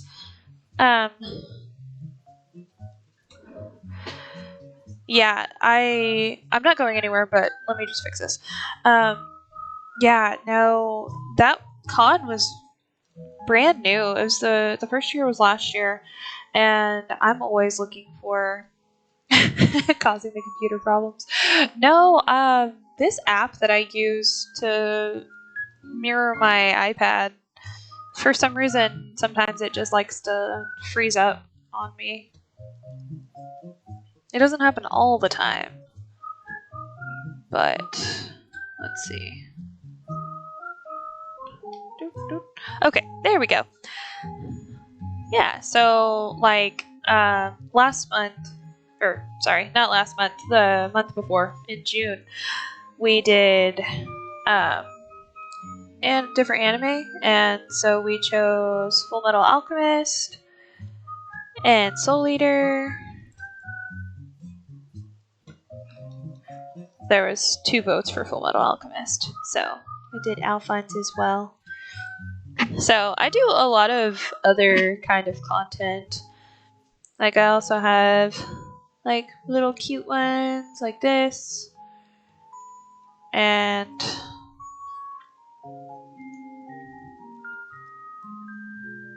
it does not like it whenever I switch between things. That's weird. Okay, let me just.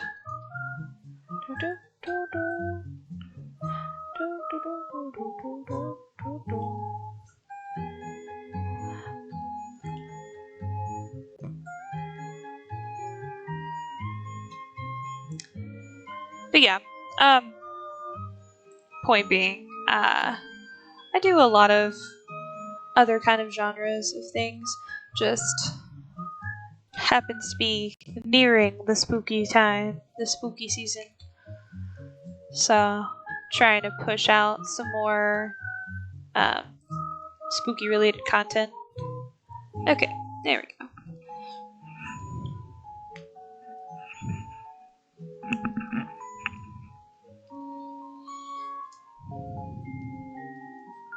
So I'll definitely try to keep track this year of whether or not I get an influx of interest during this time.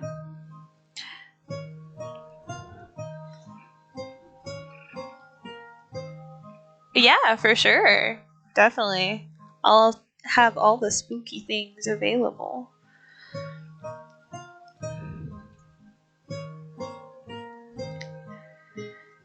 Because with these two, oh, he's on a different one. But yeah, this one I've been working on a couple of my Monster Girls as classic monsters. Like I have a vampire that I dressed up as the Bela Lugosi version of Dracula, and then I have a Frankenstein girl who I dressed up as the Bride of Frankenstein. So, which I'm working on printing those as stickers right now, and once I finish a couple more things, I'm gonna get in touch with my manufacturer about making keychains of them as well for the spooky.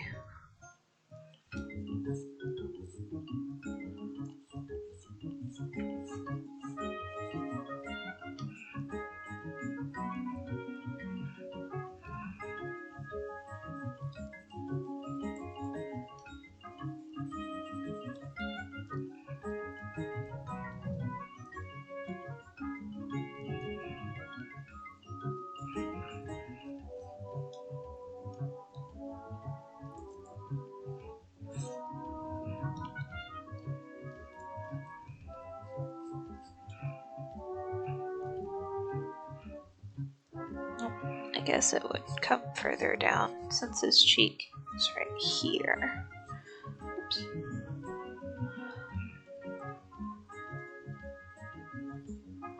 No, I definitely did not expect myself to be making stickers on the reg and doing conventions and doing this. I mean, it's wild. It's definitely a crazy perspective, because whenever I graduated high school, I didn't know what I wanted to do, but I was like, I'm gonna go into some kind of bio field.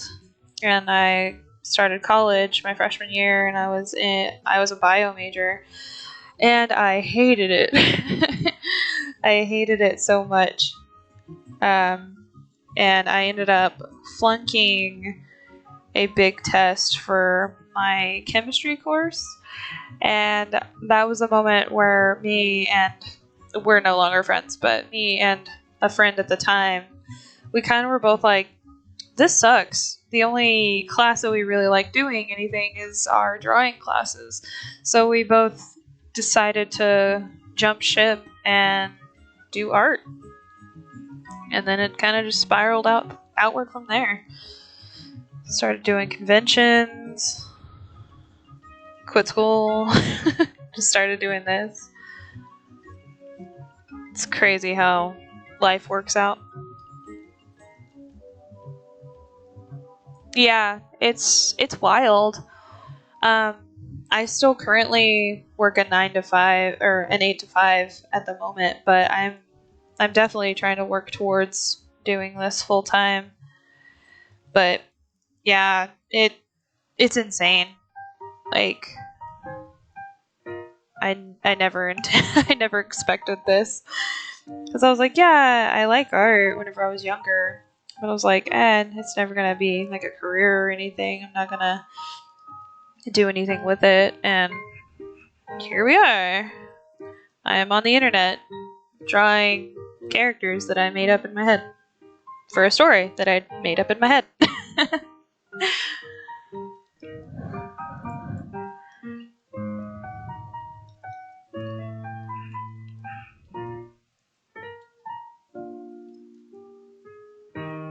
I get that feeling anytime I get an order on my shop. I'm just like, it's really cool that people like my stuff and they like what I make, especially if it's an original character or something I just came up with randomly.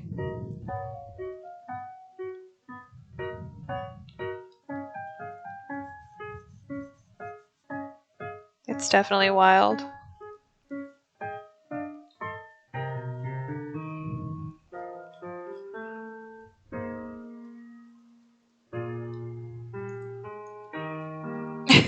Oh yeah? You didn't think you'd go into that field?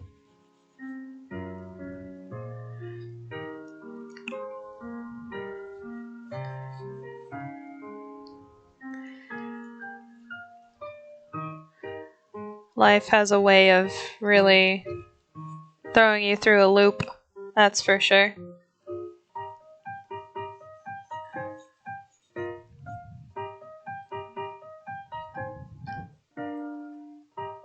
A thespian?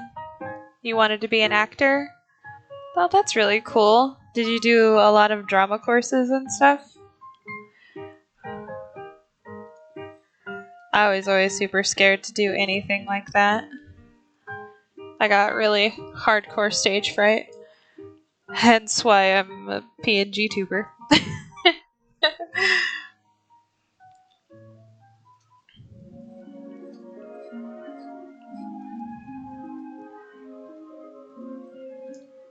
You were an honor and you won Best Thespian? That's crazy. Did you go to a really big school? Or was that like when you were in... You said that was when you were in high school. Yeah.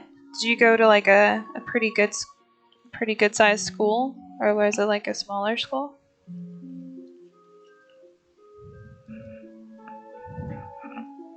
$2,000 in your high school? Like total? Or in your graduating class? Because I know some classes are hella huge. Hey, Undisputed, what up? Dang, total? That's insane. I guess I went to a rather larger high school because I think my graduating class was like a little over 500. Yeah, you made it, Undisputed. You made it. We've been hanging out. We've been talking to Captain Scoliosis over here. They're a new follower. They're a new friend. We've been talking about how insane life is and how I didn't expect to be where I'm sitting right now, and they didn't expect to be in the medical field.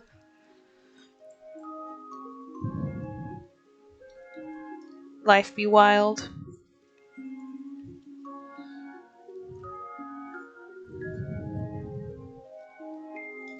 But yeah, I honestly wish that I had forced myself. Yeah, essentially. In a nutshell, what they said. Life never goes exactly how you think it's going to. It's always gonna throw you a wild card.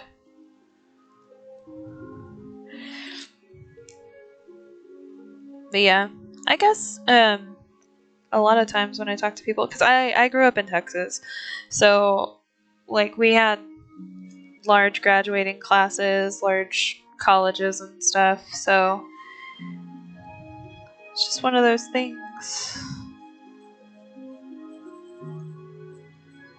I was friends with a bunch of kids who were in theater, but I could not do it. I was a band kid.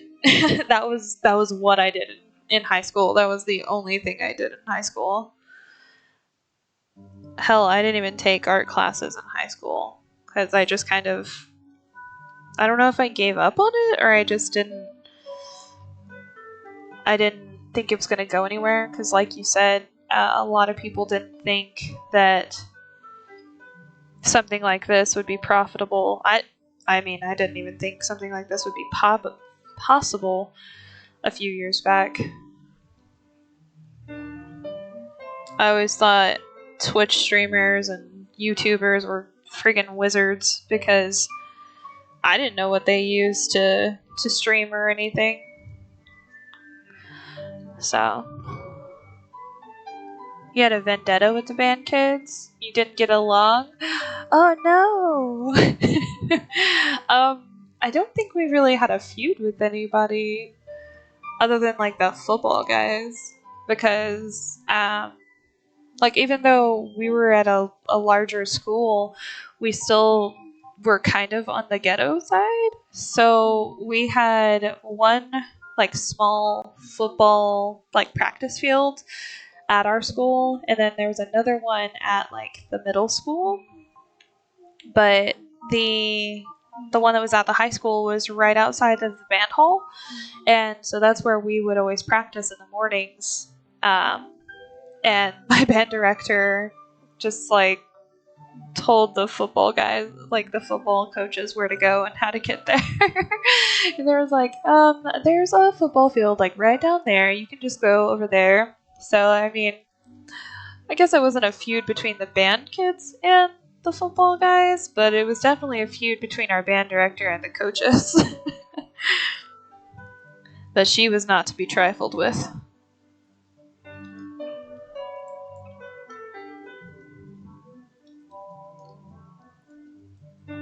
Had some salt to rub, them making noises with their tubas in the middle of a performance. Oh, yeah, tubas are hooligans. That's just the nature of that instrument. They are another breed.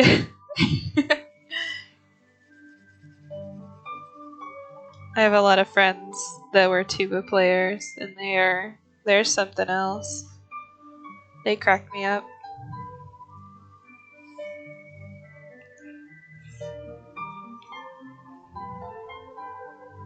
Going out there in the full costume and telling them to shut it.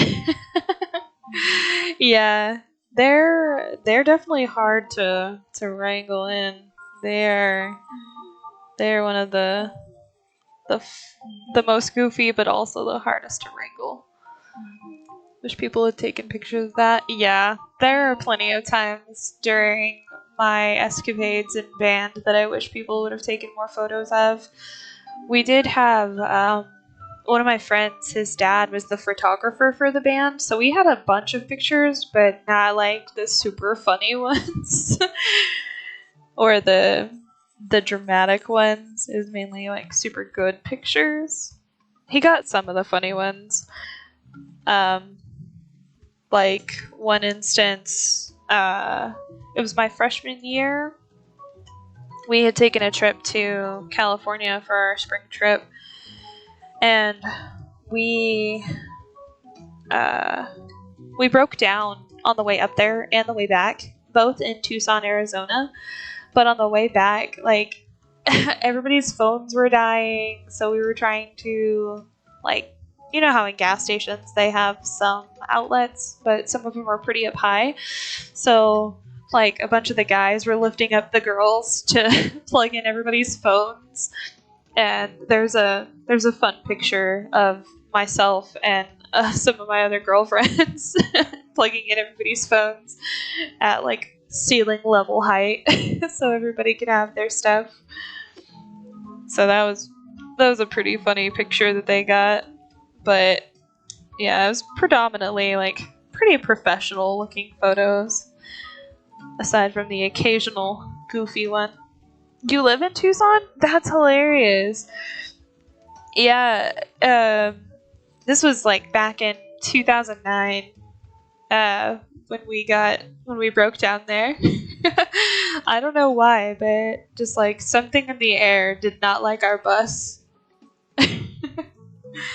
And it just made it die.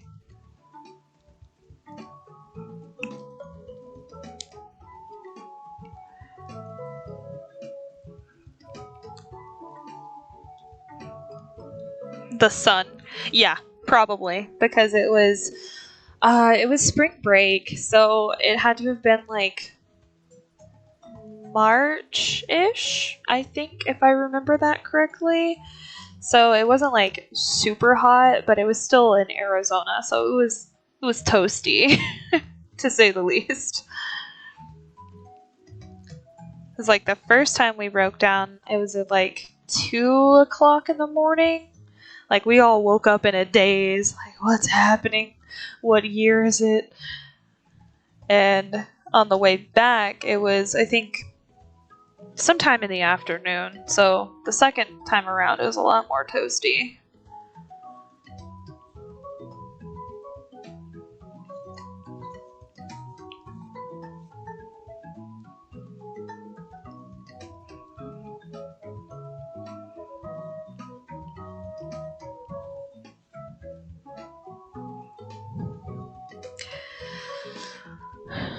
I will say it's been extremely toasty here in Texas. I'm sure Undisputed can also attest to that too. Pretty sure you're from Texas since your username on TikTok's Texas Wolf. So yeah, we've been pretty much baking this whole summer.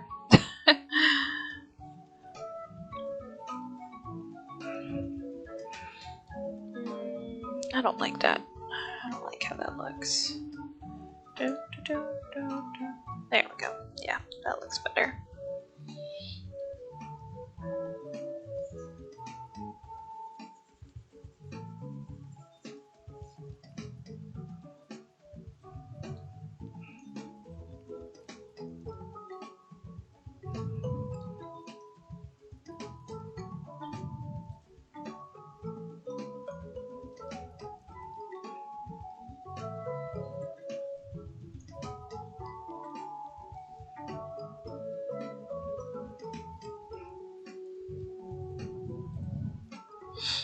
But me and my boyfriend are actually going to be making a trip up to California in October.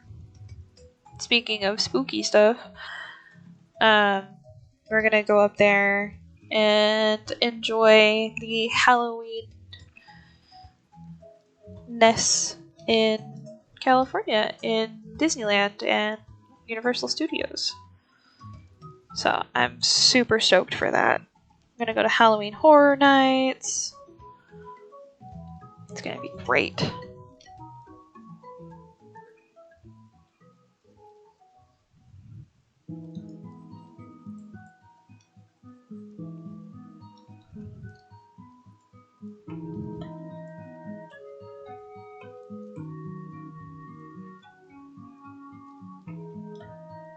Oops. Missed a spot down here. Guess that was from me erasing the outlines earlier.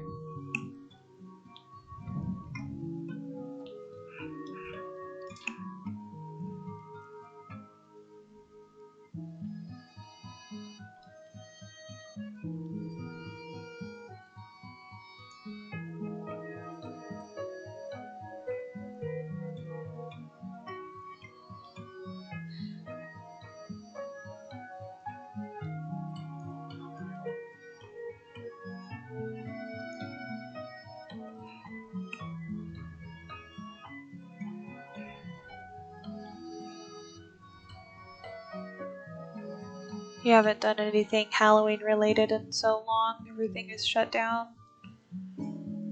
Oh, everyone is a shut-in now. Yeah, that happened a lot. Unfortunately, yeah. Especially when it comes to like trick-or-treating and stuff. Like, I used to love seeing like the little kids in their costumes being so excited to trick-or-treat, giving out candy and stuff. But yeah, the big COVID kind of really ruined a lot, unfortunately.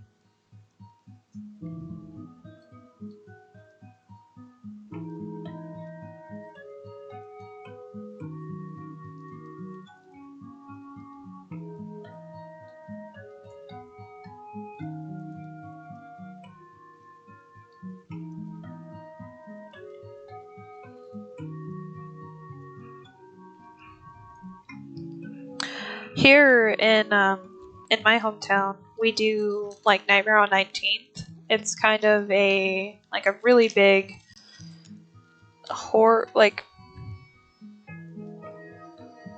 haunted house. That's the word that I wanted. 2018 You did All the Souls procession walk-in. All Souls procession? What's that? I don't think I've heard of that.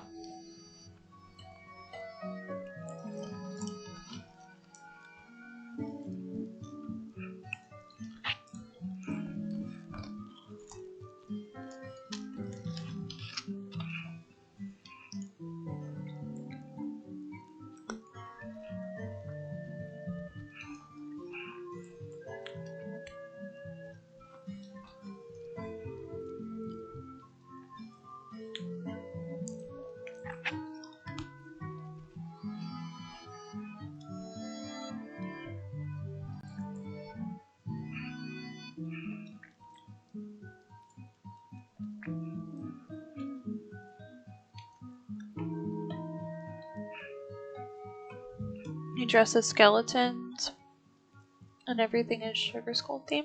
Oh, kind of like a Dios de los Muertos thing. Oh, yep. I did not even see the message before that. That's really cool. I've always wanted to do something like that, be a part of something like that. Is that like a big thing that you guys always do in Arizona? Like you said? Do they still do that?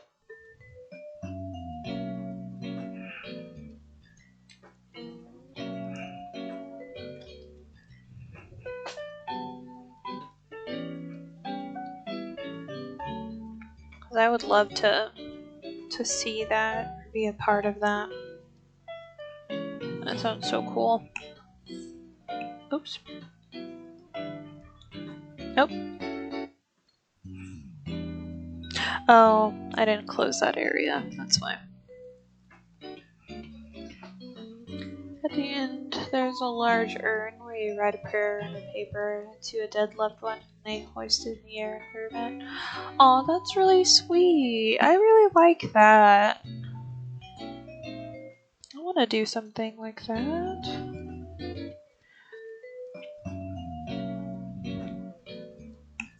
Do they always have it on like October 31st? Or do they have it on a different day in October?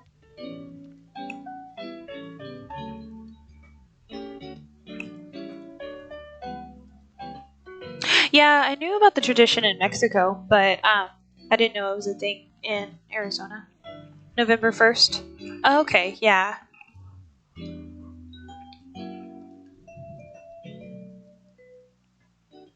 That's really cool.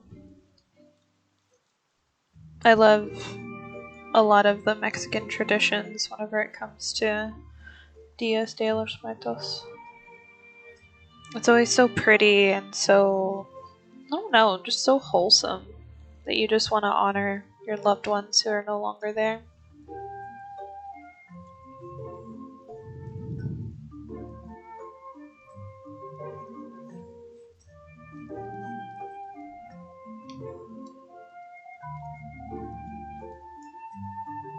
Fun fact about Tucson, people have been living in this area longer than anywhere else in North America.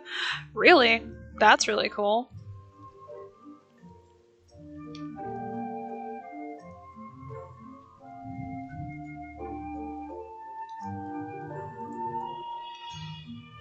I haven't really, like, other than, like I said, getting stuck in Tucson back in the day, I've only been to Arizona one other time, and we went to Williams, of course, you know, for the Grand Canyon. But I haven't really spent a whole lot of time there. Oh, it would help if I did this on the right layer. That's why that looked funny.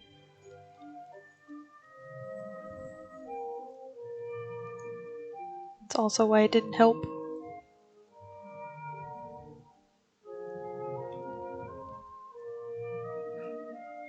There we go. Hey Red, welcome back. Native, Spanish, Mexicans, whites, and then older. Yeah. That's really cool.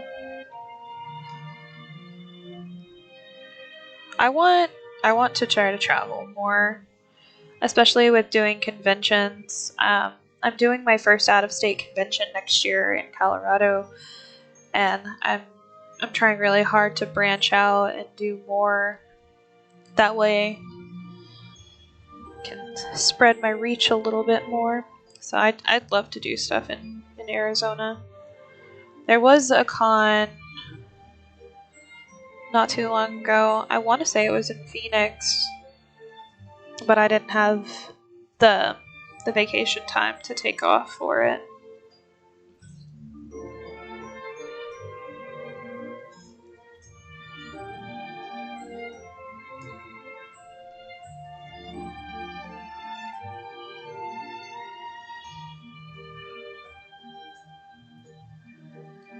At Tucson Comic Con and have some people traveled from other places.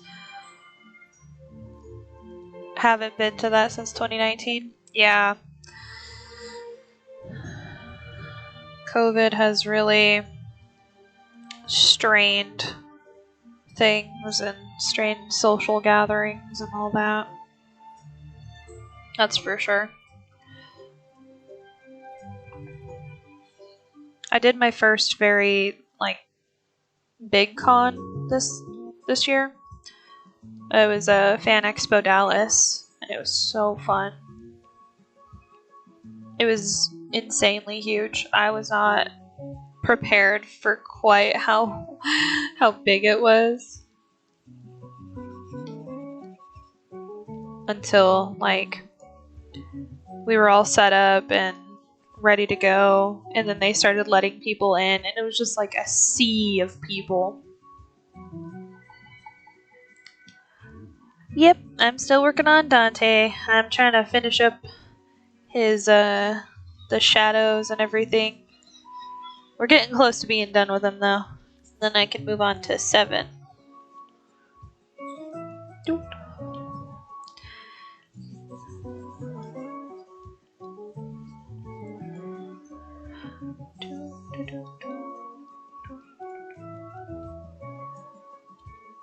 Yeah, 7.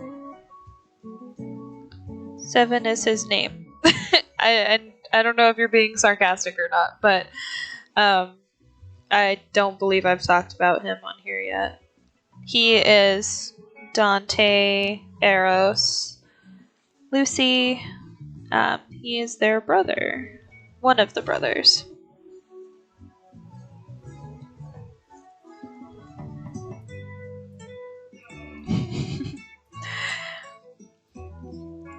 But yeah, any of the princes that I've been working on, they're all siblings.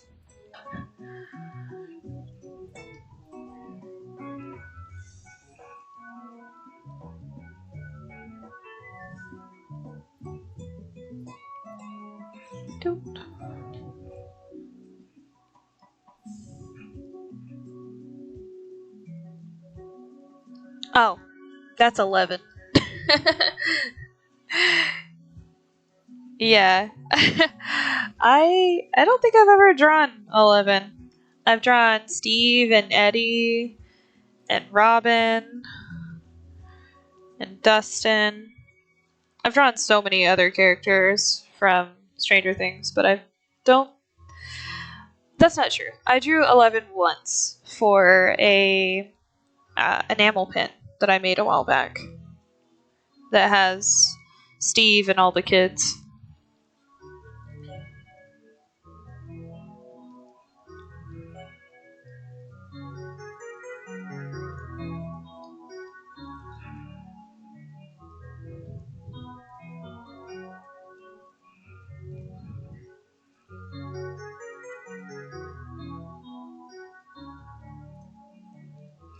But I actually just signed up for another convention next year in Houston called Anime Matsuri. And that'll be my first one in Texas, or first one in Houston. That'll be the farthest place I've traveled for a convention in Texas.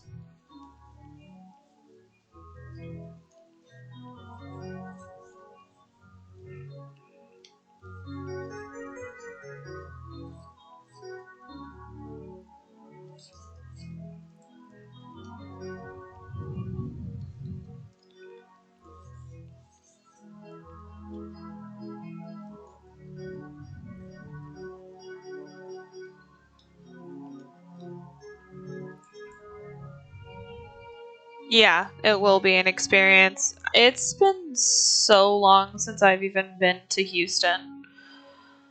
Um, I think the last time I went to Houston was, I think I was a sophomore in high school. It was like back in 2010. It was a long time ago. And that was before, I can't remember which hurricane hit Houston and it messed up Galveston pretty bad. So I'm sure it looks way different than I remember.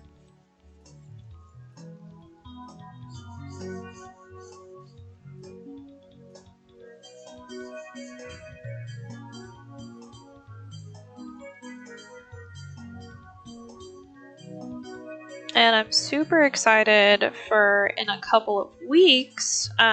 I don't have a booth at this con, but we're going to Colorado Springs Comic Con and we're going to get to meet Bruce Campbell and the original voice actor for Kratos,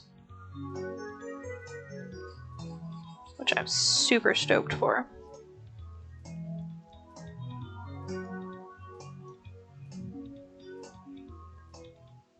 Yeah, Kratos. And like I said, he's the original voice actor, the one before. I think he did 1, 2, and 3.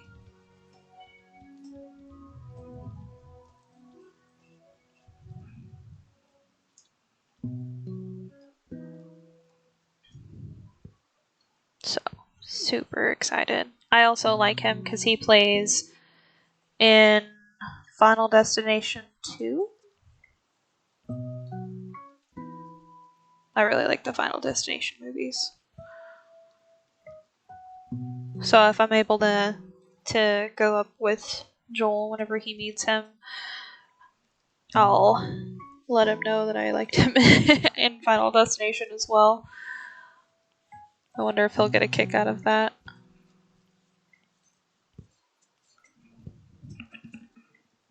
Yeah, he'll always be Kratos.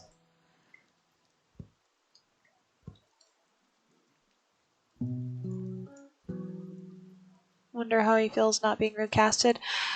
I think me and him talked about this shortly after we found out that he was going to be there.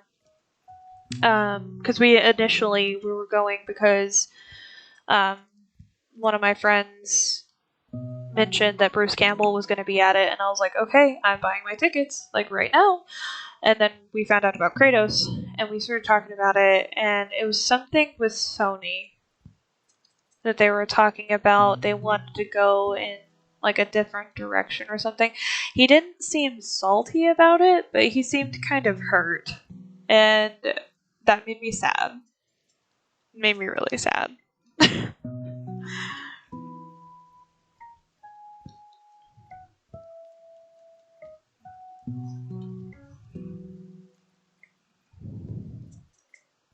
Okay, I think I got all the shadows done.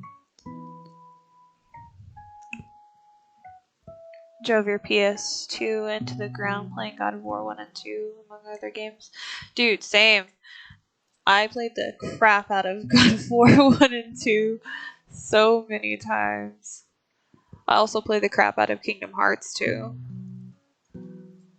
That was the game that made me have to run to my mom and get her to buy me a memory card. He needs lots of energy to be Kratos. Yeah.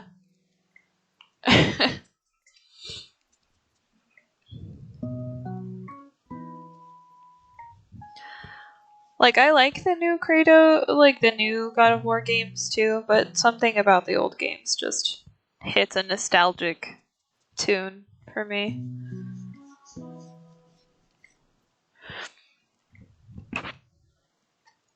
I'm really excited for the new Mortal Kombat movie, Mortal Kombat game. I'm so glad that Melina is going to be coming back and her story is going to be updated. They're changing her backstory a bit, but I think I'm okay with it. I prefer it. I'm glad she's back either way. The narrator's voice, yeah. The narrator's voice was really good. You have to have a very particular kind of voice to be a narrator, that's for sure.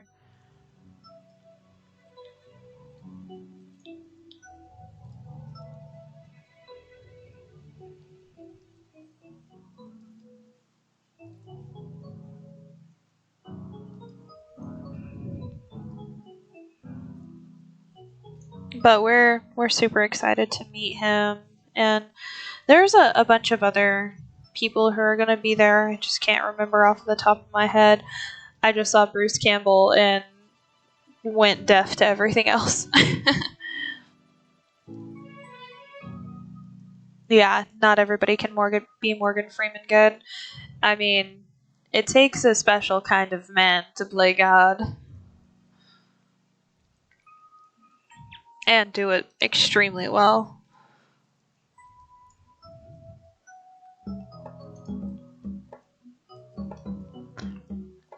Okay. Do a little bit of blushing.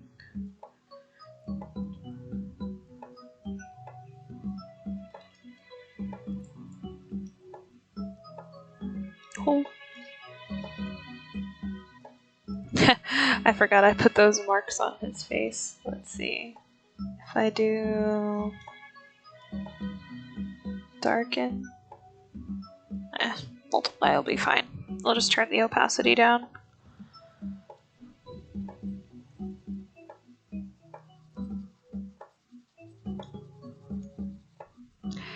But that's another thing that I never expected to really do, is meet all the voice actors that I've met at conventions.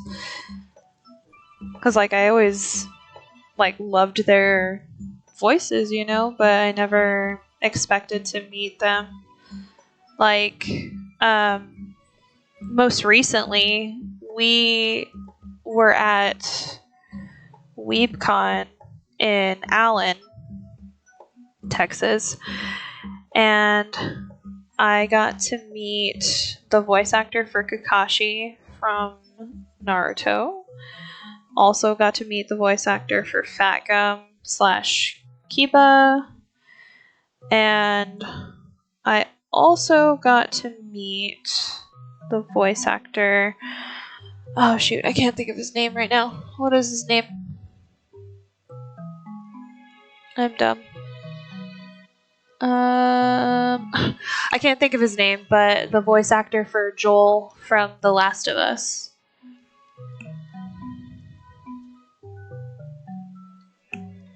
You said Xemnas? Yeah. I think he was at one of those cons. Troy Baker, thank you. Yes. I got to meet him, and he is a doll of a person. He's so nice and so friendly. I was really excited about that. And every time I meet a voice actor, I'm always like, they always ask me, you know, do you want me to write a quote or something? And I always tell them to write their favorite quote. Oh my gosh, their favorite quote from that particular character or whatever. And of course, I got him to sign my Last of Us copy.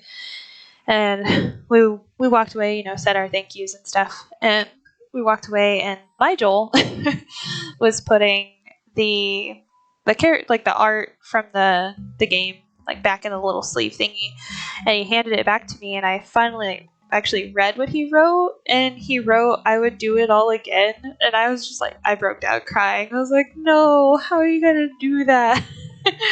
How are you gonna just tear up my soul like that, sir? Because I'm a huge Last of Us fan. That's one of my favorite games ever to exist. And it made me really happy that he was so nice and that he wrote that. It made me really sad, but it also made me really happy because it seemed like he had a really strong emotional connection to that character.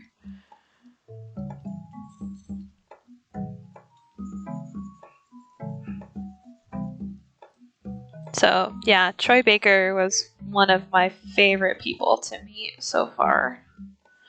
Also, Kakashi's voice actor was as sweet as he could be as well. He was so nice. Um, Another one of my favorites was Bryce Papenbrook, the guy who voices Inosuke and Eren Yeager, Meliodas, all that. That dude has so much energy. Like I don't know how he does it, but he was hype the whole time. You haven't met any actors? You should. Like voice actors for sure. They're all so sweet, so kind.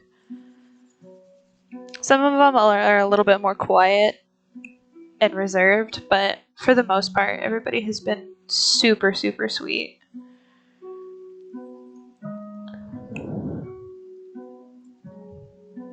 You never played the games, but you met a few of the Overwatch VAs?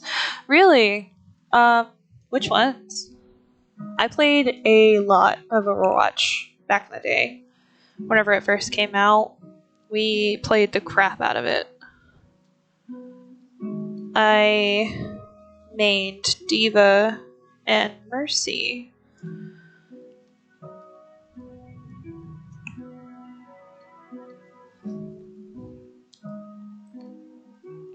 Okay, now I can do the highlights, now that he has a little bit of blushing. Turn that opacity down a bit.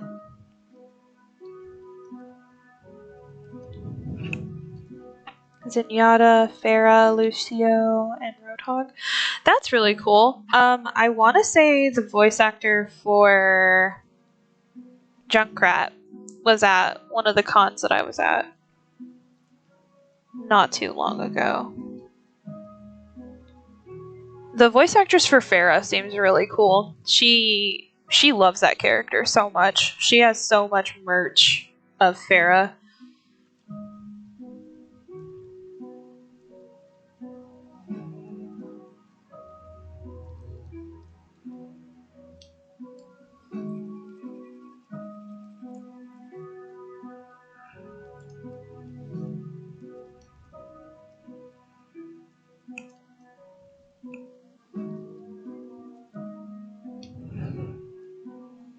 Oh, another one that I just loved. They were right next to each other because, of course, I got to meet Steve Blum and Bo Billingsley, the voice actor for both Spike and Jet from Cowboy Bebop.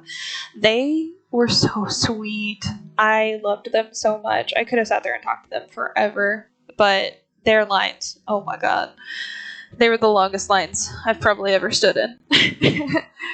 But they were so cute. Anytime like we would look up, they were always like playing around together and joking together, and it was so wholesome and so cute. Yeah, see you later, cowboy. See you, space cowboy. But yeah, they were so cute, so wholesome. So we have signatures from both of them. So we just need to meet Edward and Faye now.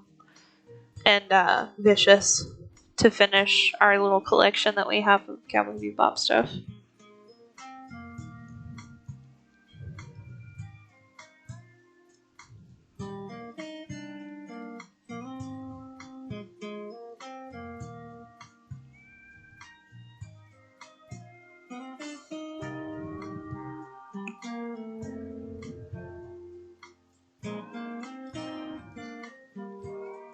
One person that I wish that I could meet, but I will probably never be able to because he will, one, never be in Texas, and two, probably won't ever do conventions again because he's kind of made that clear, is Markiplier from YouTube.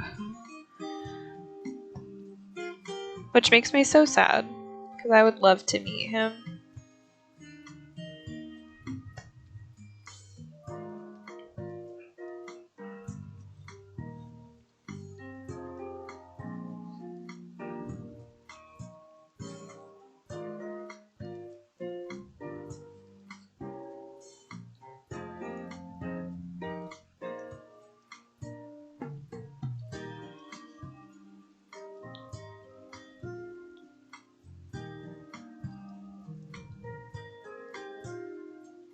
Markiplier? The YouTuber?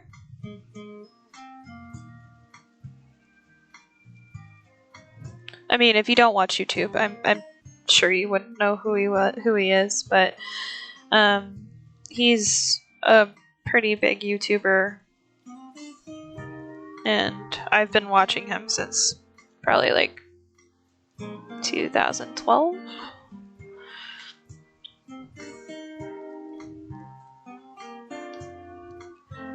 Captain Undisputed, do either of y'all know who Markiplier is? Because I'm pretty sure a lot of people know who he is. Maybe it's just me. I mean, obviously it's not just me because he has a huge following, but just checking to see. You've heard the name? You've never like watched his stuff or anything? You don't know his antics? He's my favorite YouTuber. Like I said, I've been watching him for like 10 plus years. I'm a huge fan of Five Nights at Freddy's, so that was actually like the first thing I ever saw him play, and he was the first YouTuber I ever really got into. So, but I watch quite a bit of YouTube. I don't watch a whole lot of like regular TV. So,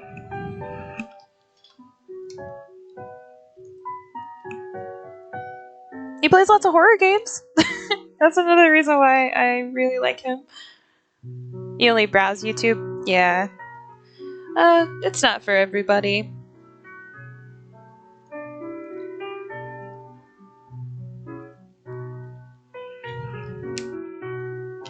Spend more time scrolling than actually watching things, though. Yeah. I post quite a bit of, like, TikTok stuff on my YouTube, personally. Just a lot of, YouTube shorts.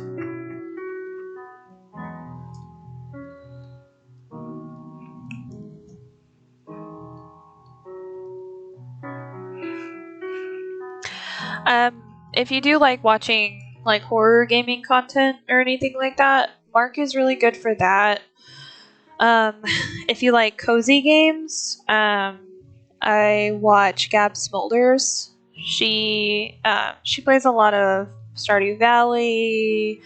Like I said, a lot of cozy games. She plays a lot of spooky games. Me and her have that a lot in common because it's either cozy games or spooky games, and nowhere in between. But if you like that kind of content, she's really good. Mark's really good. I watch a lot of YouTubers. My boyfriend watches Tim the Tatman, but I'm not a first-person shooter kind of person. You don't sub to any big streamers on YouTube?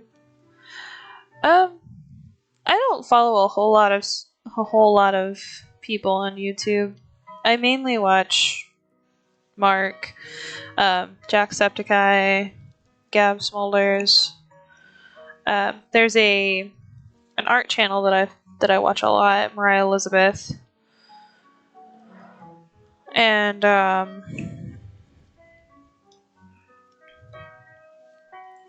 for like Five Nights at Freddy's content, I follow Dako and a few other people. But I know YouTube is definitely not for everybody.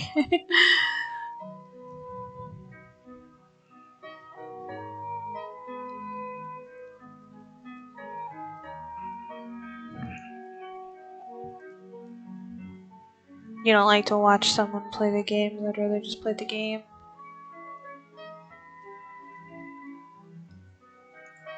Art streams.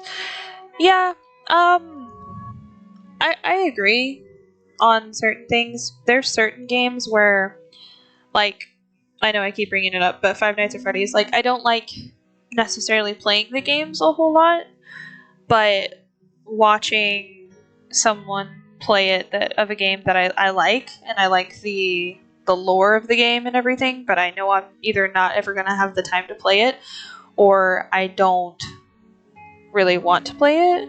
I enjoy watching them play it, like that game, and there's another game not too long ago that, because Gab is actually the one that got me into Stardew Valley, and I love that game so much. So sometimes, even if like I didn't intend to play the game or I didn't know anything about it, the YouTubers that I watch have turned me on to playing games.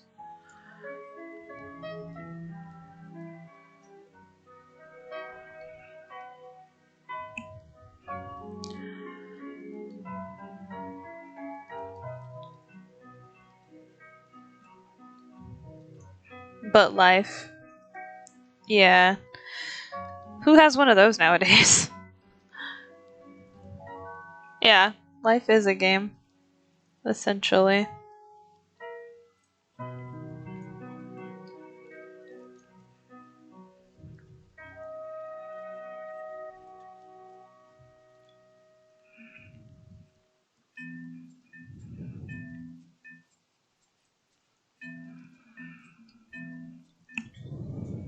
Because I don't have a whole lot of free time with this, conventions, and like my normal 8 to 5.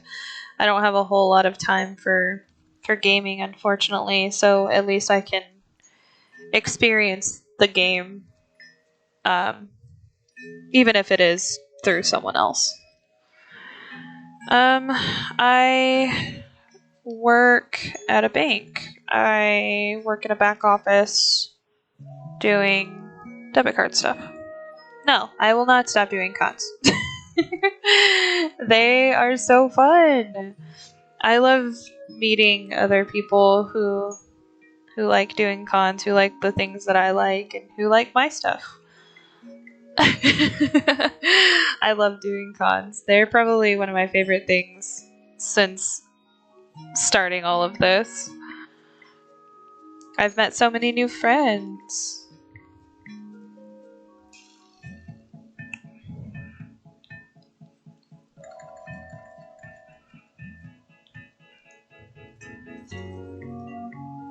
How bad do I get the con blues? What do you mean? Like afterwards, or like wanting to go? Like, what do you mean?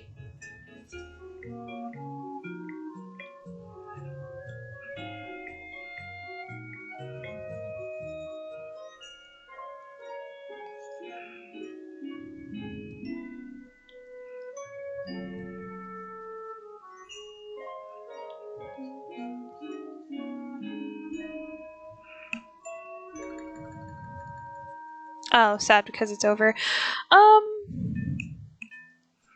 Not too bad.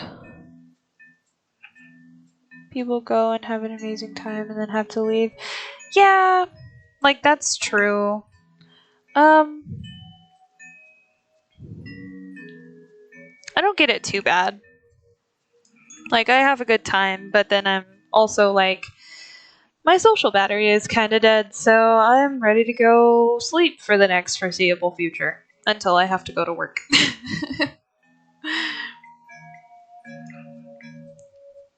So I don't get hit with it too bad.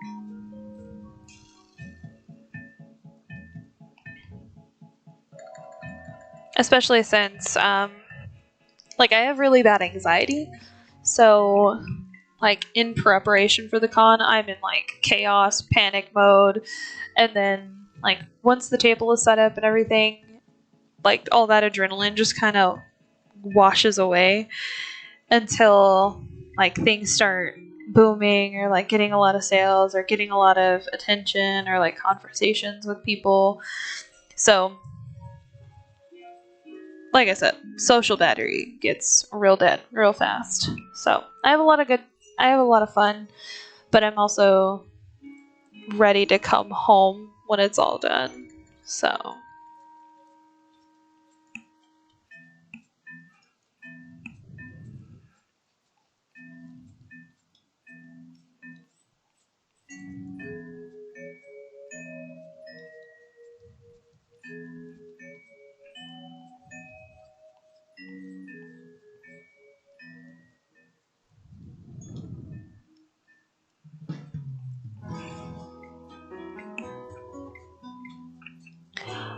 it kind of depends. Sometimes because you don't get set in the same place every single time, and even not even at the same con. Uh, Usually I know I'm in a good spot if I'm close to like a bunch of other artists, because there have been times where like I haven't gotten a table in time, so I had to get a vendor booth instead of an artist booth. And so if I'm around like a bunch of other artists who have kind of not too similar things, but like I try to have a good variety of everything. If I'm in like if you're closer to the entrance or the exit, that's always a really good spot. Or if you're kind of in the middle, that's also a really good spot. And um, sadly, if you're close to like the voice actors or too close to the vendor area where they have like the big plushies and the figures and all that, it's kind of hit or miss if it's a good spot. Because one thing that sucks is sometimes conventions, they will split up the artist alley and the vendors into different rooms. And if they don't have good signage, then that's kind of a problem for the artists. Because obviously everybody's spending all their money in the vendor hall and they don't know where the artists are. So by the time they get around to us, they have already spent their cash, you know. So it kind of depends. Usually, I try to have a pretty colorful booth. Like the squares that I use for my display are like a bright pastel pink and a teal color. So I kind of try to have eye-catching colors. That way, no matter if I'm in a good spot or if I'm in a bad spot, I'll at least catch eyes.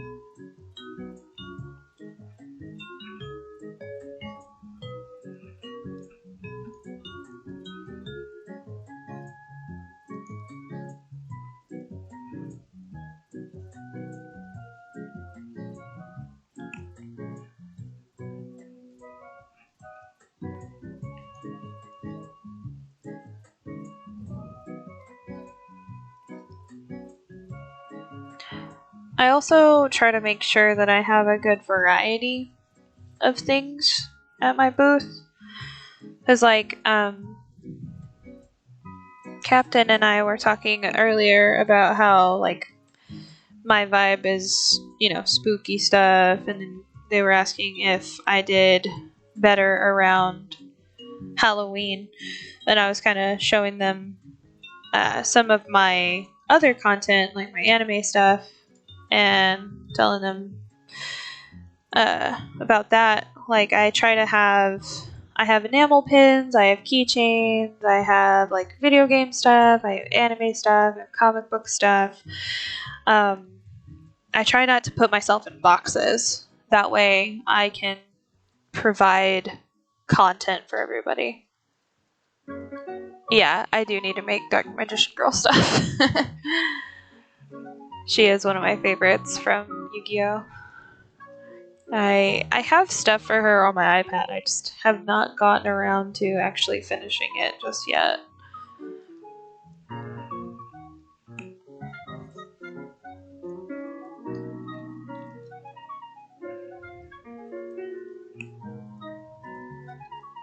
Really? That's really cool. I have a Dark Magician. I never found a Dark Magician girl. I want one really bad, but I haven't had any luck finding her. I also really want to collect the Harpy ladies as well.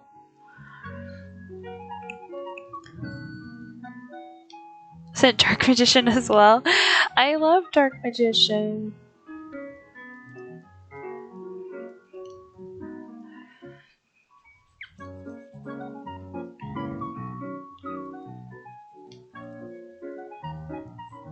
Those are some of my favorites.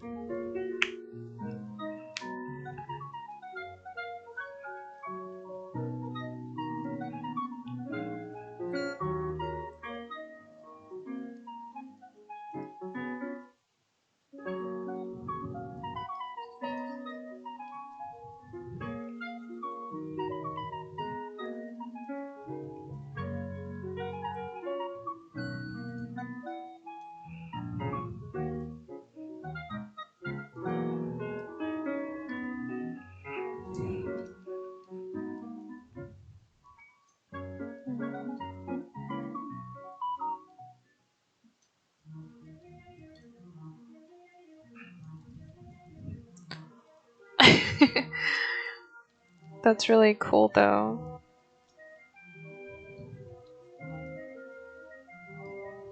I want to say mine's probably from 2005 too. I was pretty young whenever I started collecting those.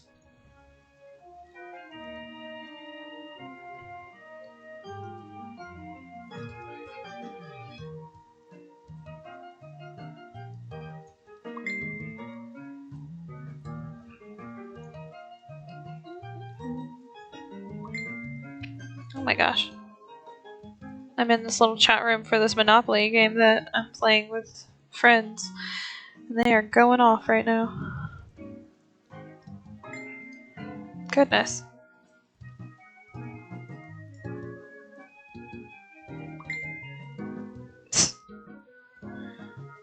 I swear. They're having too much fun with this Monopoly game.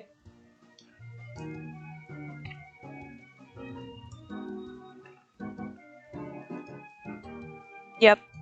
That's my phone. Yeah, I have a binder full of Pokemon cards and and Yu-Gi-Oh cards.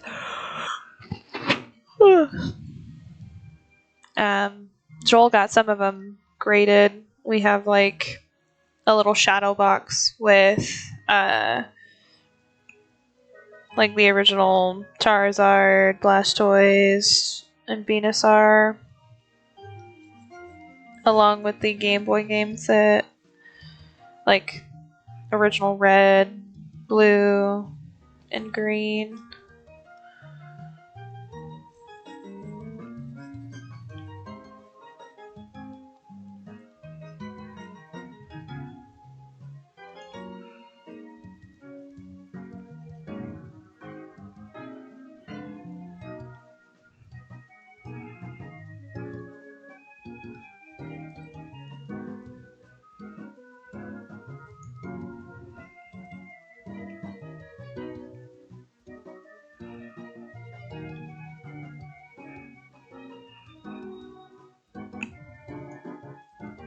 Yeah, he did. He got those 3 graded, and they're all like in the TCG things, and in a shadow box, all fun.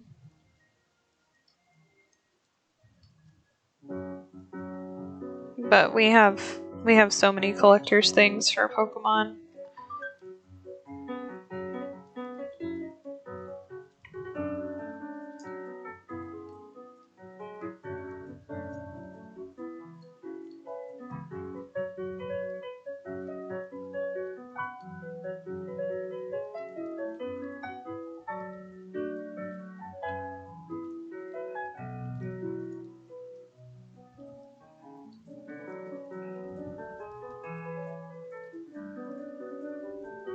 Yeah, it does take a while, and it is expensive.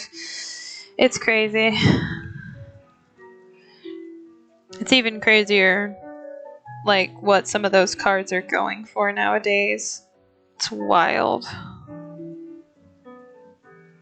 Okay, I think Dante might be all done. Yep. Let me see if I want to do his line art in a different color since he has a lot of black. Oh, did your Wi-Fi go out? Is that why you keep disappearing? I'm sorry. Get a Wi-Fi booster. I bought one, and it has helped so much. They're like, the one that I got is like $60 on Amazon.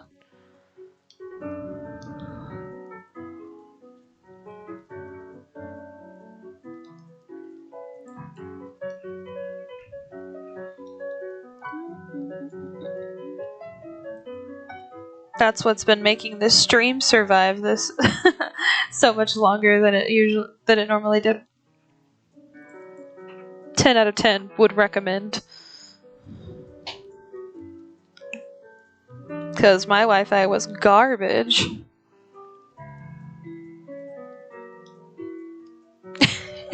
Your Wi-Fi was like, nah. You don't get no other cuteness. No cuteness for you. Crunchyroll password.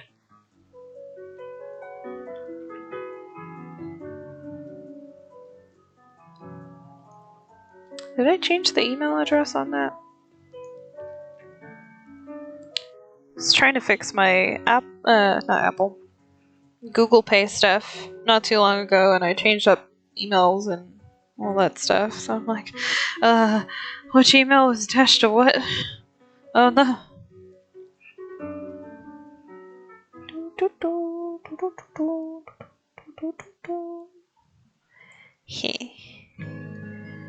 Okay, yeah, that's the email.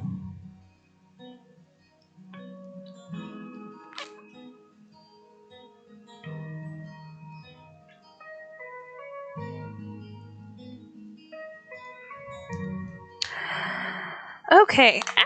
Oh my gosh. Almost threw my Apple Pencil. I need to not do that. Okay, let's see. If I change the line art color. to this. Oops.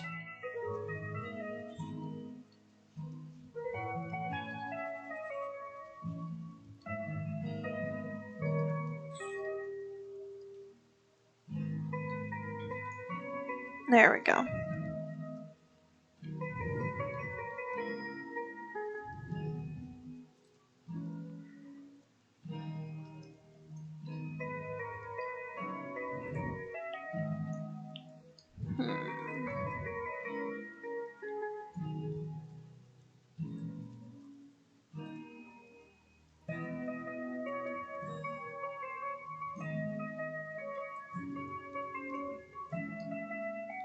Okay, I think I'm just gonna leave his line art black because I don't really like how it looks with the other. Maybe if I do red? I don't know how that'll look either.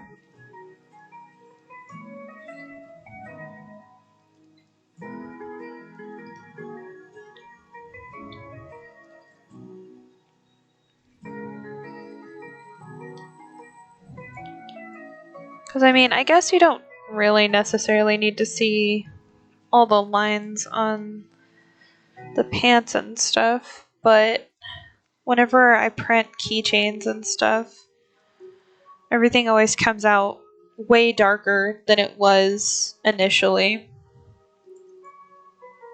So I'm just trying to make sure everything is visible. But I think I have enough variation that everything is coming through.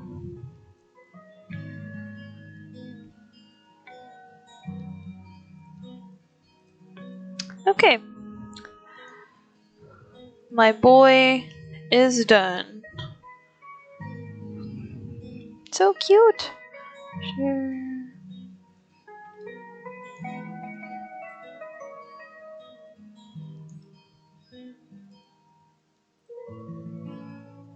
Okay.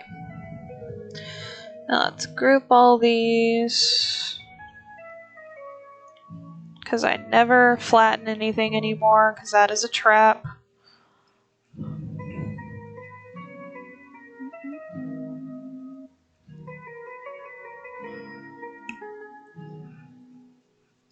Okay. Next boy.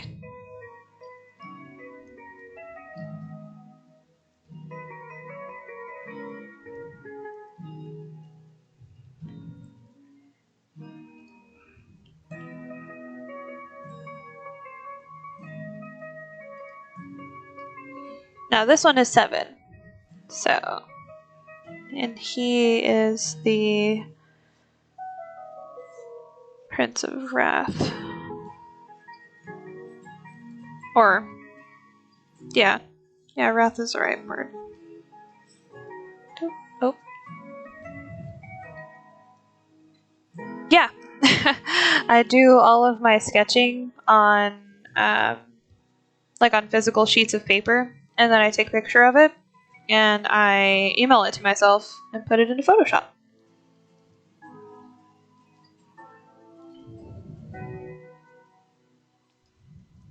Nah, Red, you're thinking of Raphael, not Wrath.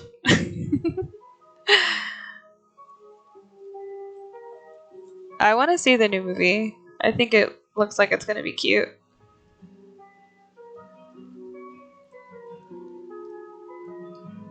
Not sure why it's not letting me fill, but okay.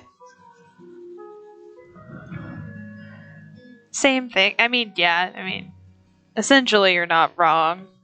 Dude's got a lot of anger issues.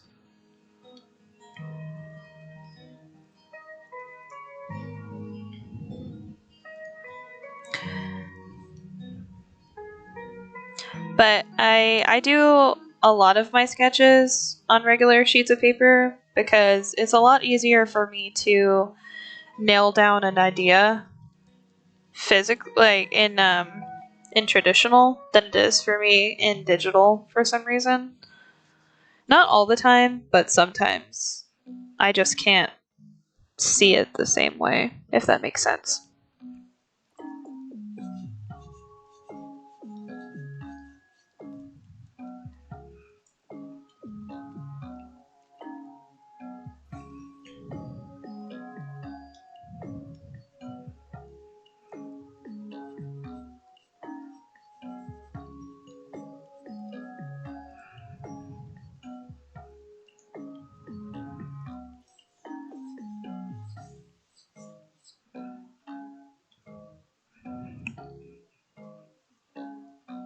Yeah, I guess that's true.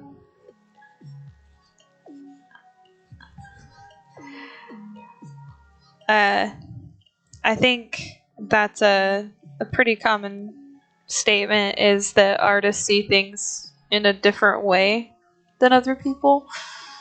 Not to, I don't know, speak pretentiously or anything, but I have heard that before that sometimes artists definitely see certain things in a different light or a different manner. That's not super easy to explain.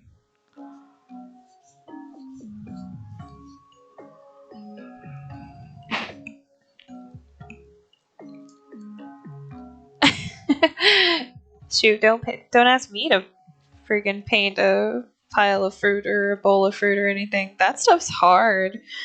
I had to paint a lot of still lifes when I was in college, and man, that stuff's hard.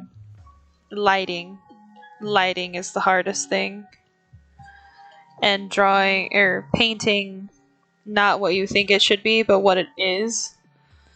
That's even harder.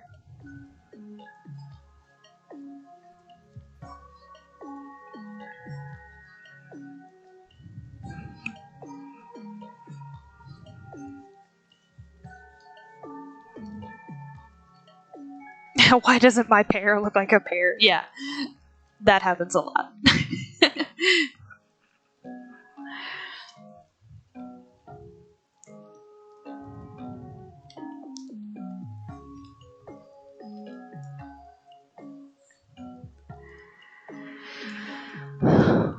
that is another.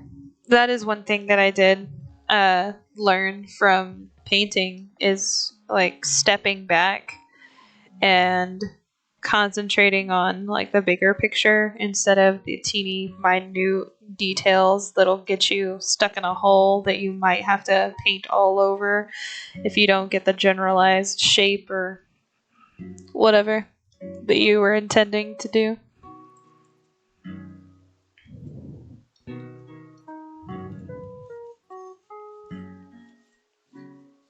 But it's still really hard. It is still something that I struggle with a lot.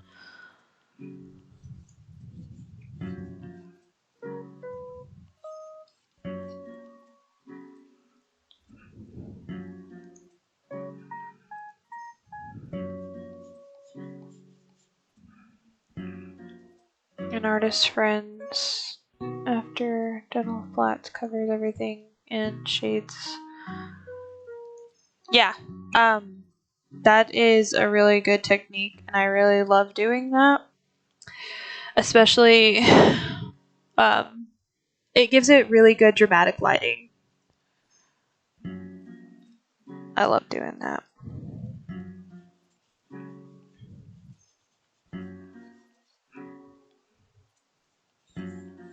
It also kind of helps you decide where you want your shadows to be coming or where you want your light to be coming from if you don't exactly know what kind of direction you want to go with it.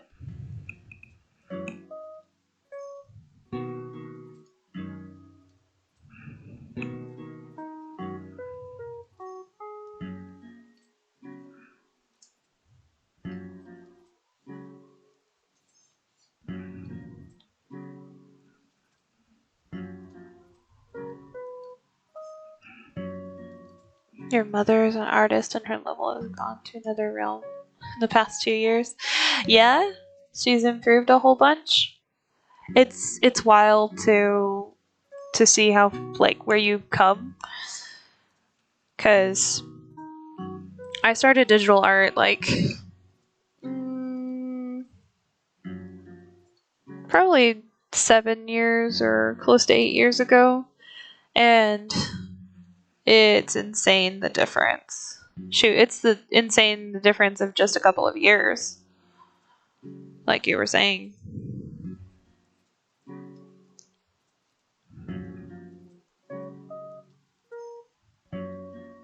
Mm, just one. She does pencil and sketch figure drawings, classical style, and self-taught. Yeah, I did a lot of figure drawings in college. Like that is a hardcore staple, and it's tough, but it has definitely helped me with um, anatomy and proportions and stuff. It's very important.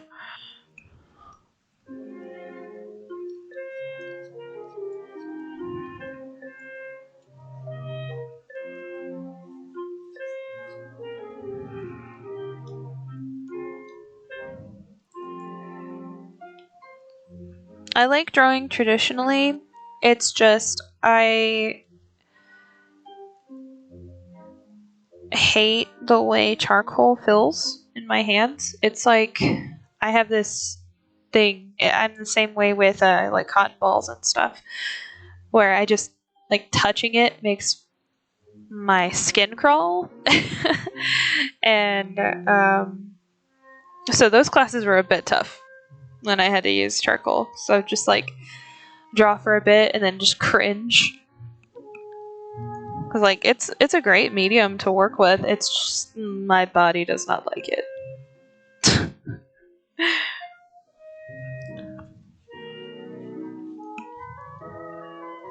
So usually if I draw traditionally, I just use, this is going to sound really bad, but I just use regular mechanical pencil.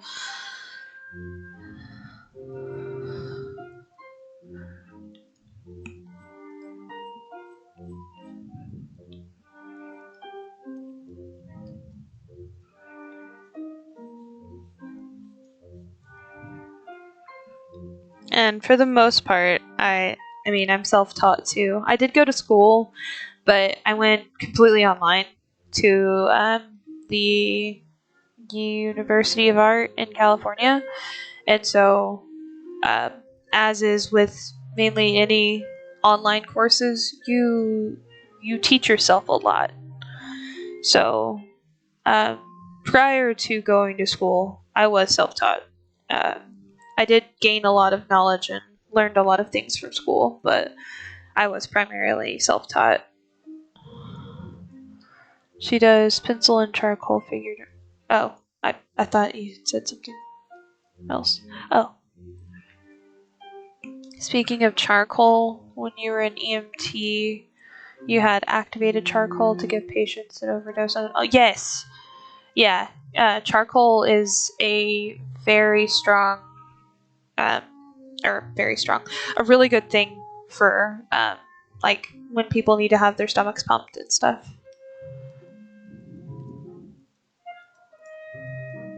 Oh, yeah. No, that charcoal stains like all hell. Like, I had to be so careful what clothes I would wear to school or what clothes, wear to school. I did take art classes briefly whenever I was still going to physical school, but whenever I was at home, I had to choose what clothes I would work on homework very carefully, because that stuff, once it's on there, you're probably not getting it off.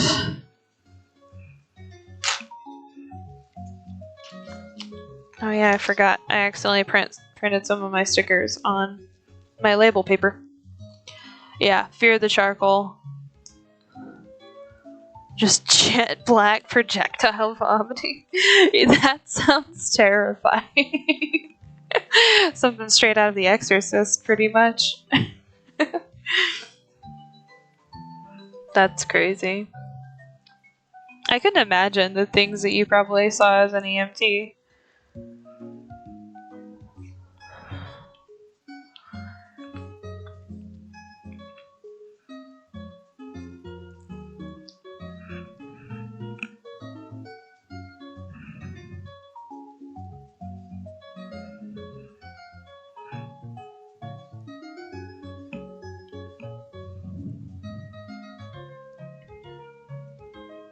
You deal with all kinds of vomit in healthcare. You could get good at dodging. Activated bullet time. Yeah, I can imagine. That's crazy.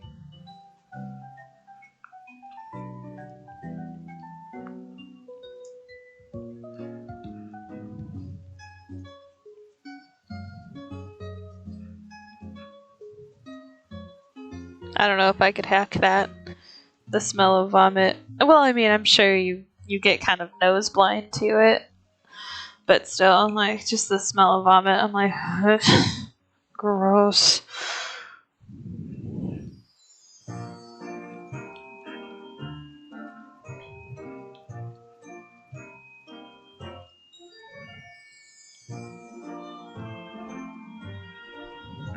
Never caught any diseases from those bodily fluids, though.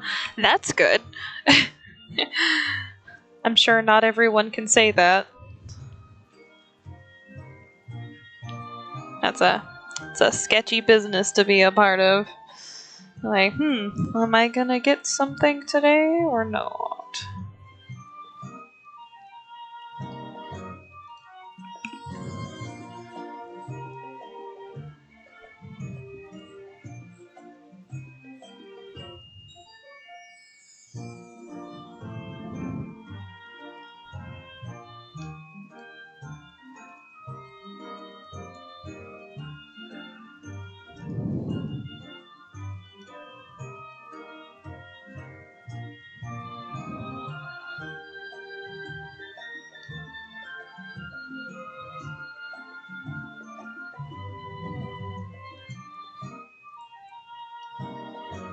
Yep, that's why you gotta put the Vicks up on your under your nose. Yeah, that is true. I do that when I'm sick too, to like open up my nasal passages.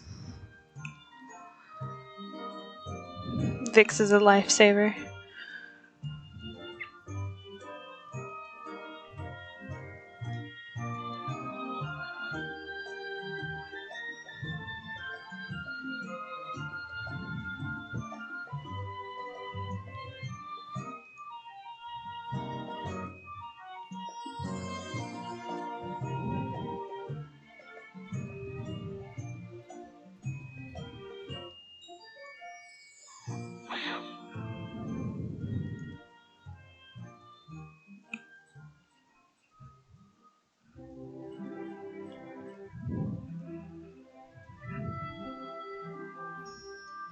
Thousands of COVID tests on people and never got COVID, coughing on me and all, because I double masked and wore a plastic face shield.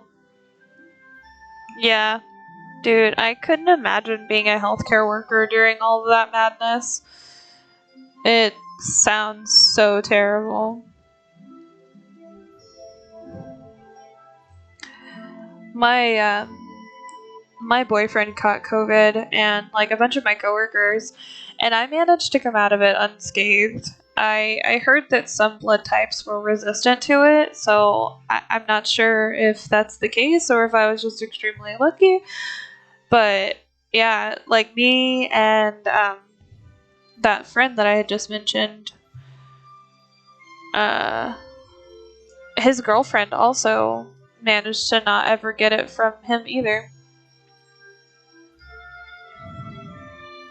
Yeah, it was crazy because like if anything, I'm the one with the awful immune system, so if anybody was going to catch anything, we would have thought it would have been me. And it literally never got anything. Never caught it. I we got like the vaccination or whatever. Well, he didn't, I did. And I got so sick from that vaccine. Like I felt like death. But I also don't get flu shots for the same reason because they make me super, super sick. Way worse than I would have been if I had just gotten the flu. So, that's my experience. So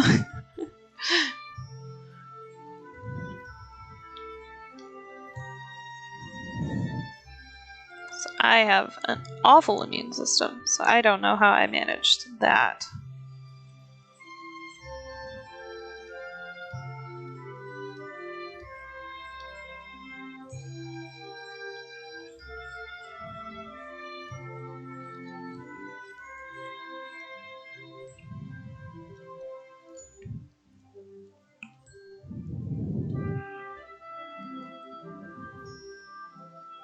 exposed to all kinds of things and turned out fine. Yeah, you're super fortunate. I'll definitely say that. There have been so many people who have gotten it. Because my boyfriend, a lot of his dad's side of the family is in healthcare, and they they've gotten it multiple times, and then like some of them never got it, and then some of them just kept getting it. And it was so sad. It sucked so much.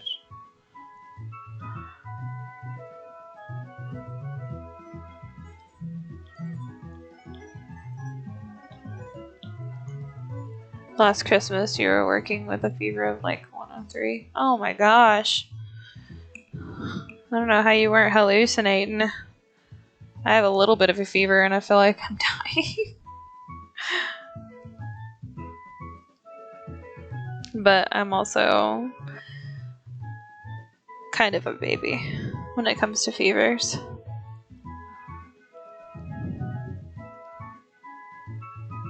But yeah, that night in bed you were, I can imagine.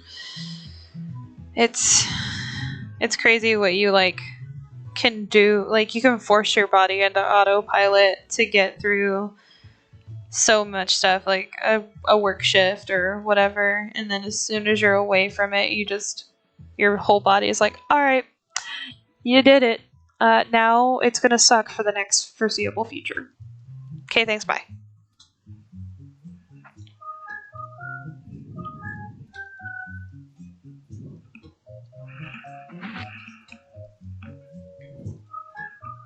Oh man.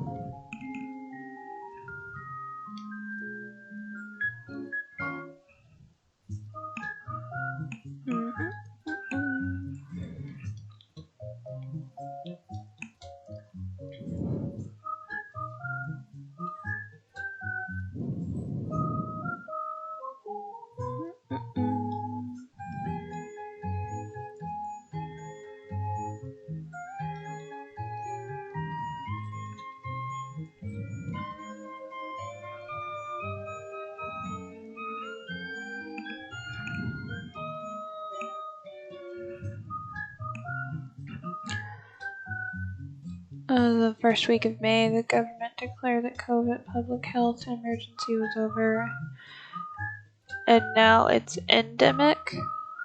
So all services provided by the government will end this year and the next. Yeah.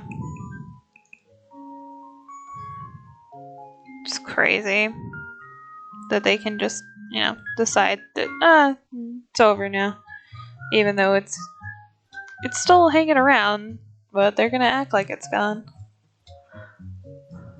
Dun, dun, dun, dun. But I mean, I can't say much. I go to conventions and I act like everything's fine. But I also don't get super close to people either. I just keep to our own, and I stayed 6 feet away from people before COVID. I'm like, this is perfect for an introvert. Like, I'll just stay away from everyone. This is fine. Endemic meaning it will be with the human race forever, like the flu or yellow fever. Yeah, that's not really that surprising. It's just gonna stick around, much like everything else. Kind of just depends on your resistances, I guess, to it.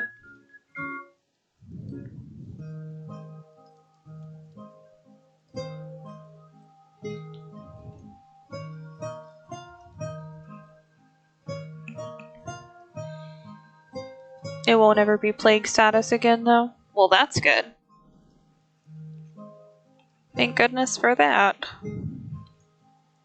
Burnt itself out. Yeah.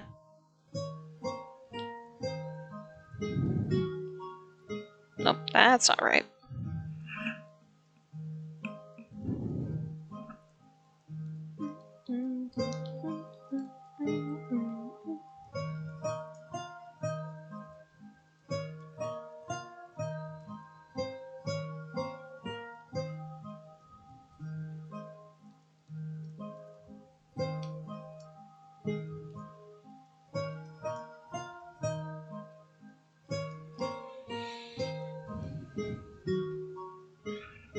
Either you've had it, are vaccinated, or been exposed to it. Everyone on the planet meets one or all three of those criteria. Yeah, that makes sense. It's made its rounds.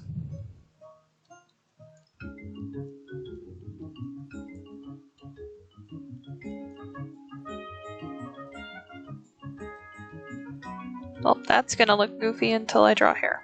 So I'm just gonna go ahead and do that.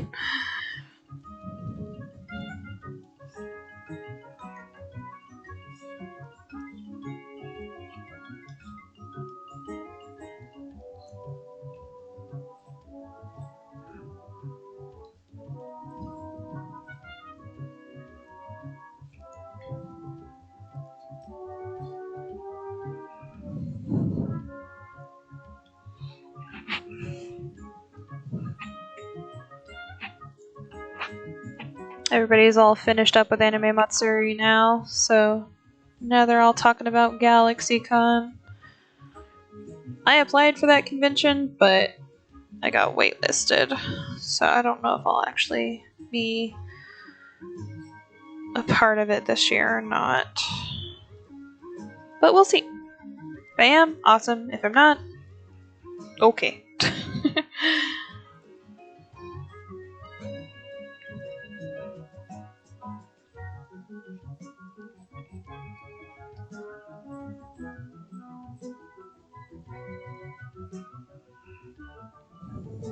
Oh yeah, I have a drink in here.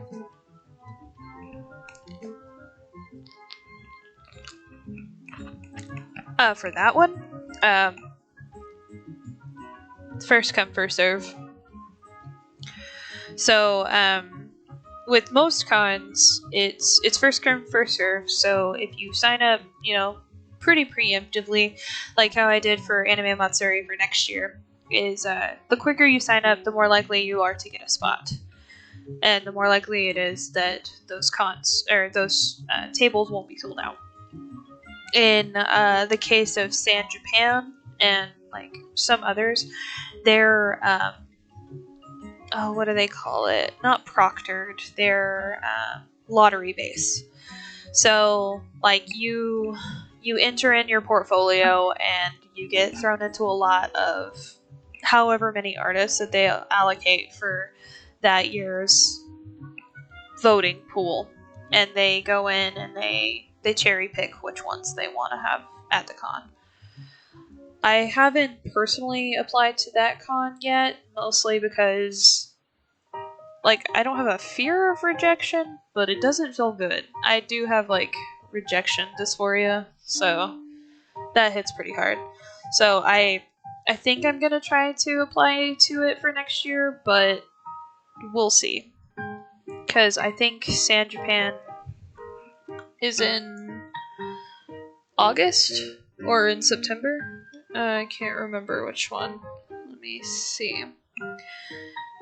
And I already have a bunch of stuff blocked out for the summer. So let me see. San Japan.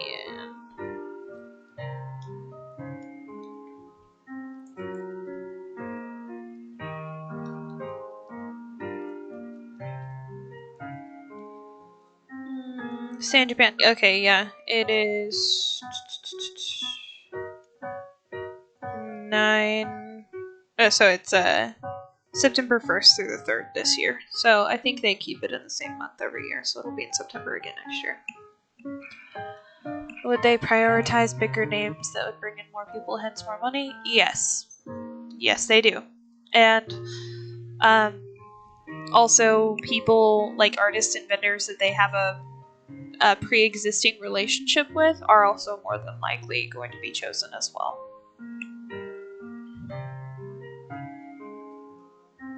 Unless they've changed things, which I don't think that they have. But a friend of mine, her artist name on Instagram is Shimmering Willows, and she got into it. And so we were talking about it, and she told me I should apply next year. I was like, okay, I'll give it a try. Hopefully it won't hurt my feelings too bad if I don't get in. Which it probably won't, because I mean, I applied for A-Kon, which is another pretty big anime convention in Dallas. And I ended up not getting into that one, but I got into Fan Expo, which I believe is much bigger. And it's actually a Comic-Con rather than just an anime con. So I'll definitely try to get into it next year, but I'm not sure how that'll go. I've never done a lottery-based convention before, so it'll probably feel really good if I do get in.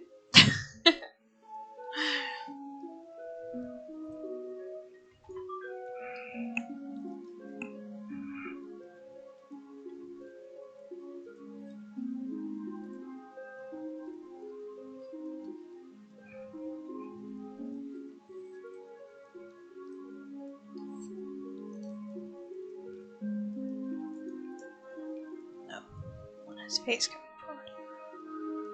Thanks.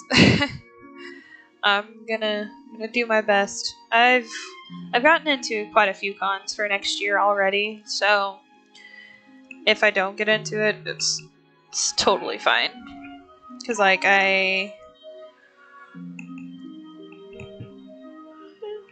excuse me, I already have one for. I applied to Kawa-Con for January. I applied to Anime Lubbock for February. I don't remember if I have anything for March or April just yet, or May. June, I have Fan Expo Dallas, and then July, I have Fan Expo Denver. Now August, I have Anime Matsuri. So I'll have a good chunk of the year already planned out. And I think I applied to another one, but I can't remember what month it's in. But I have a busy year next year. I gotta make a whole bunch of new stuff. So I try to have at least a few new things for every event.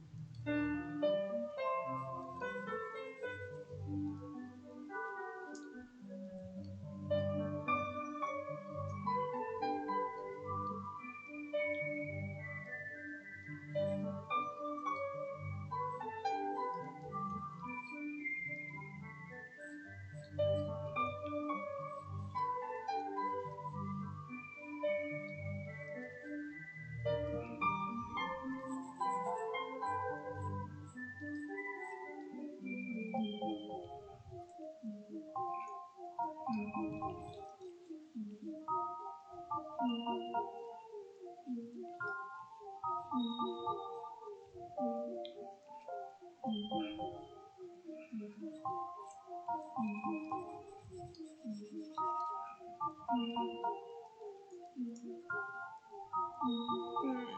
I don't like how that looks.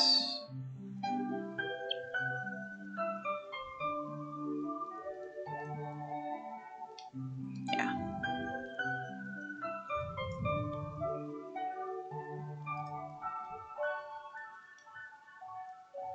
I do commissions. I actually am in the process of working on one for Undisputed, who's been hanging out with us as well. I've got one going for him and one going for a friend of mine as well. I do. But I always have my commissions open.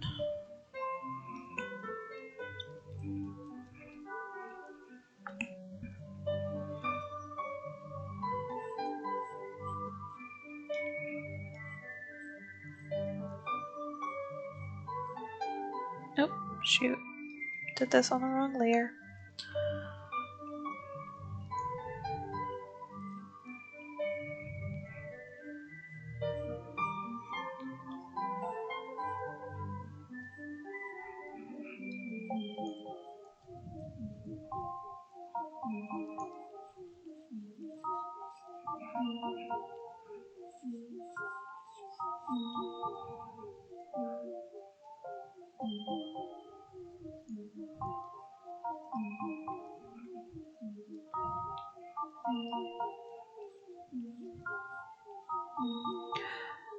After this small event, I'll probably be working on my friend Oni's commission during stream as well.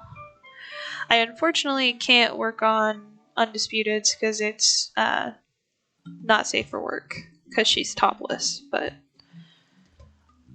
other than that, I can definitely work on Oni's because it's him and his wife's VTubers.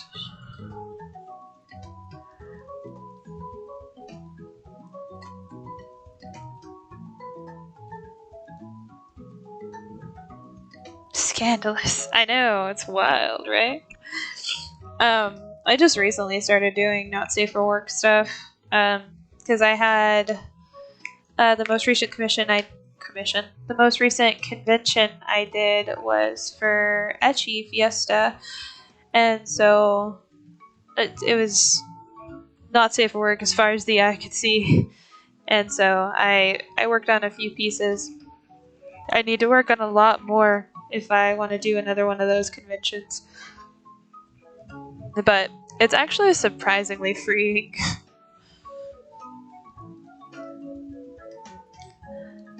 Like rendering skin is, I forgot how fun it was.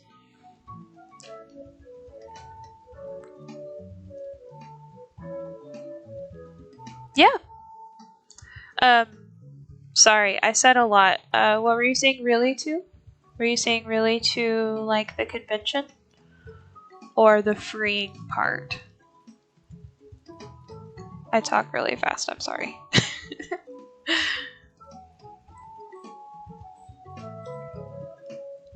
Yeah. Not safe for work conventions. Yeah, they, I don't know very many, but the one that I went to was called Ecchi Fiesta, and then there's Ecchi Expo, which they have some in Texas and they have some in Colorado. I'm not sure about other areas, but they were super fun. It was a very different experience. It was very new. It was interesting.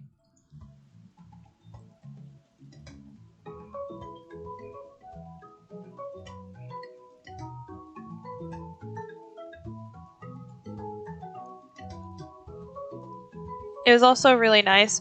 This is gonna sound really bad, but it was really nice that there were no kids. It's like, I love kids like as much as the next person, don't get me wrong. But after the fifth kid has put their grimy little fingers on my stuff and or moved something or are just generally their parents are either not watching them or like not keeping up with them, it was so nice to just have an 18 plus con where I didn't have to watch out for little ones. It was just adults being adults. So I enjoyed that part of it very much.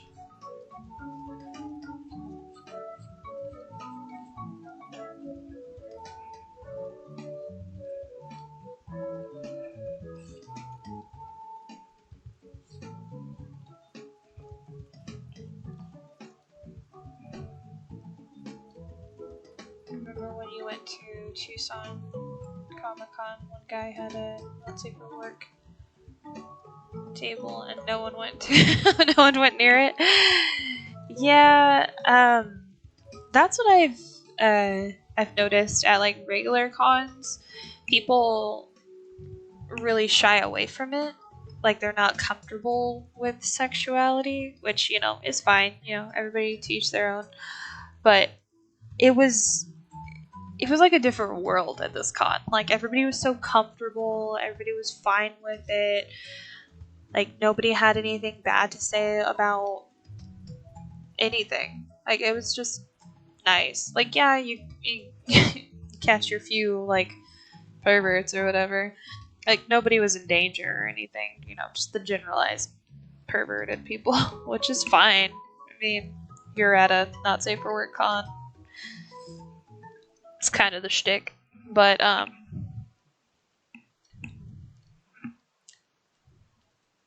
you weren't comfortable looking at them.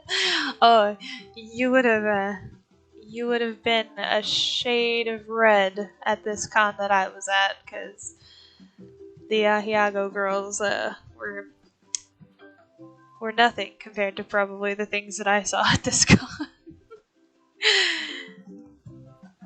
Who would wear a shirt with that image on it? I don't know. Every time I see those, they crack me up because I'm like, why? But like, yeah, no, in public, yeah, I've seen them. I've definitely seen them at conventions. Dudes walking around in those shirts. Which, like I said, it's fine. To each your own, I guess. But the Ecchi Fiesta was an experience. I'll say that. It was really fun. It was fun going to an adult event with just adults. And I don't know. Feeling like an adult in that space was, I don't know, it was nice. It was a fun con. We also stayed at an Airbnb with some of my other art friends, which that was super fun too. It was all around a fun experience. Yeah, for sure. I would definitely do it just to say you've done it once, because it's an experience. I keep saying it like that, but it's the best way to explain it. It's an experience.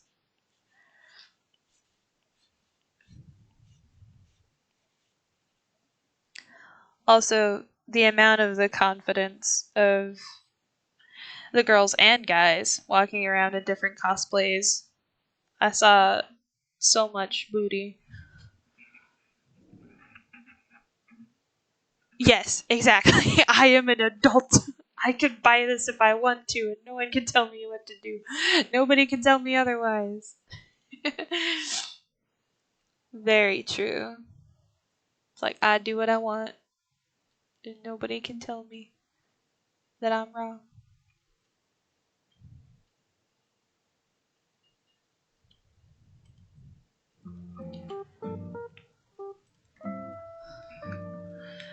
I mean, my boyfriend picked up a whole bunch of stickers because he wants to, like, sticker bomb his computer desk. And It was so funny because he'd go run around, get all the stickers, and I'm like, all right, show me what you got.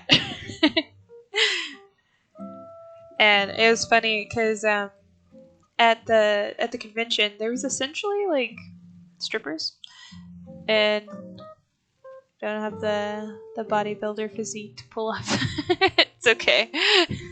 I don't have that kind of physique either. Yeah, there were boobies everywhere.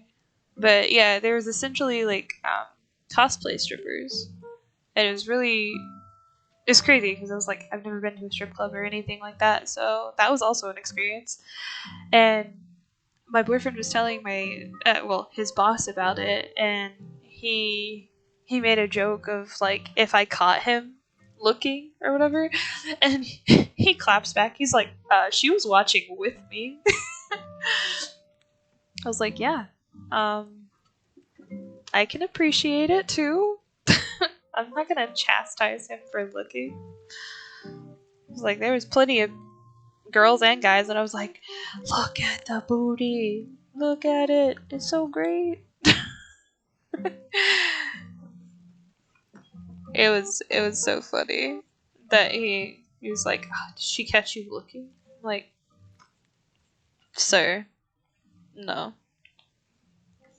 One, you don't know me like that. Two, that's rude. I can appreciate too.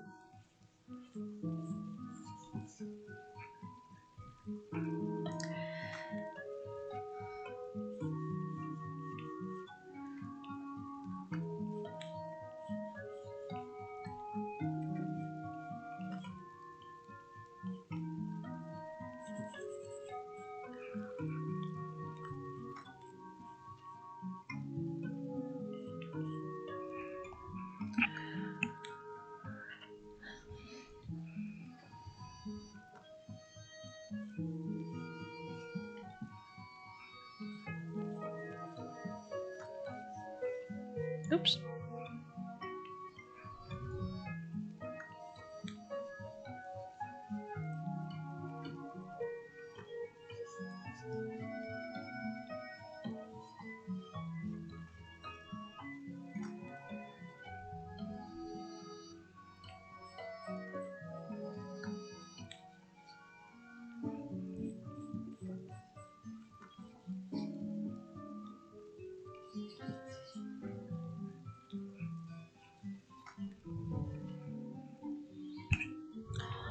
Speaking of, you remember looking at an archive of cons in the 70s?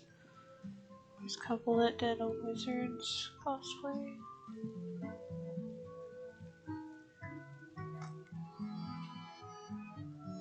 A wizard's cosplay? Like, oh,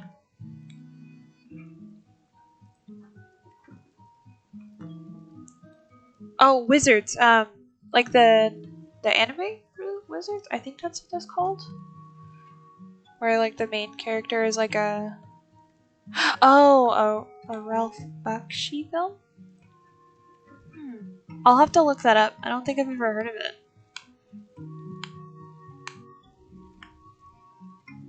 But yeah, I bet cons back in the day were real crazy, real cool.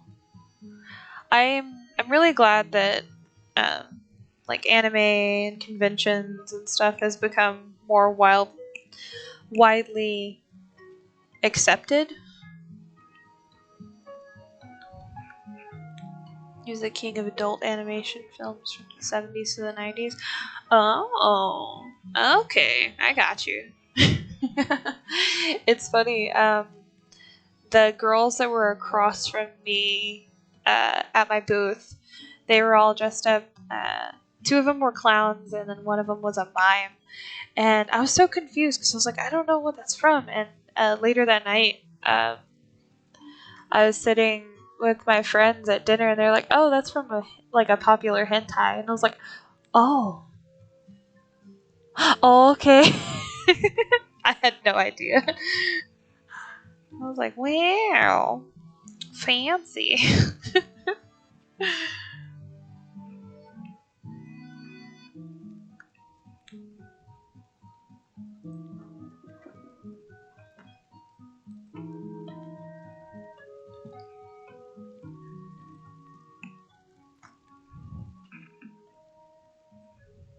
Fritz the cat.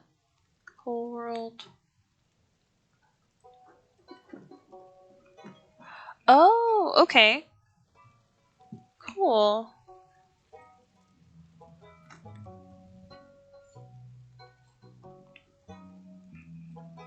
Rotoscoping was his thing to a crazy extent. Yeah.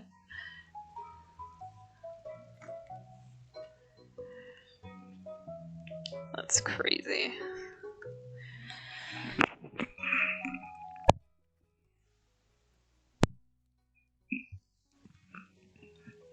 Dude was a working machine, almost a movie a year. Dang. Get after it, dude. That's crazy. That's a workaholic there for you.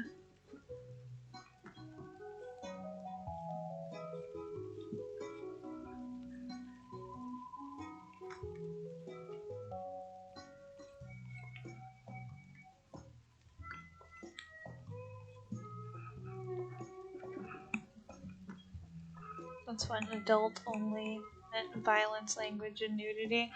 Yeah. Before the times that we live in now.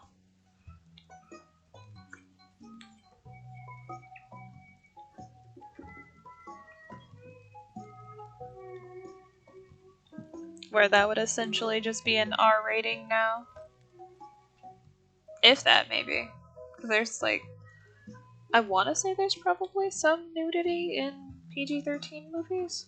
I mean, I could be wrong, but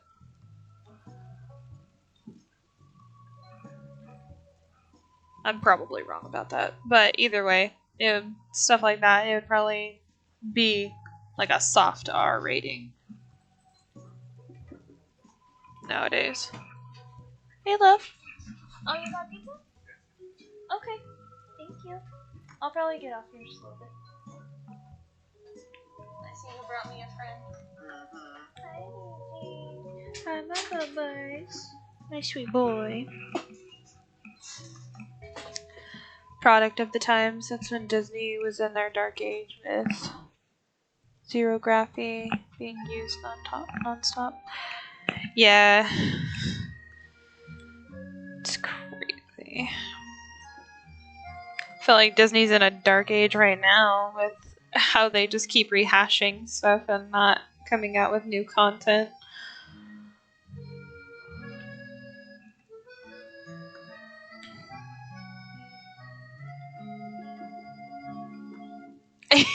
You don't even want to get into it. Yeah, it's bad nowadays. It's so bad. It makes me so sad.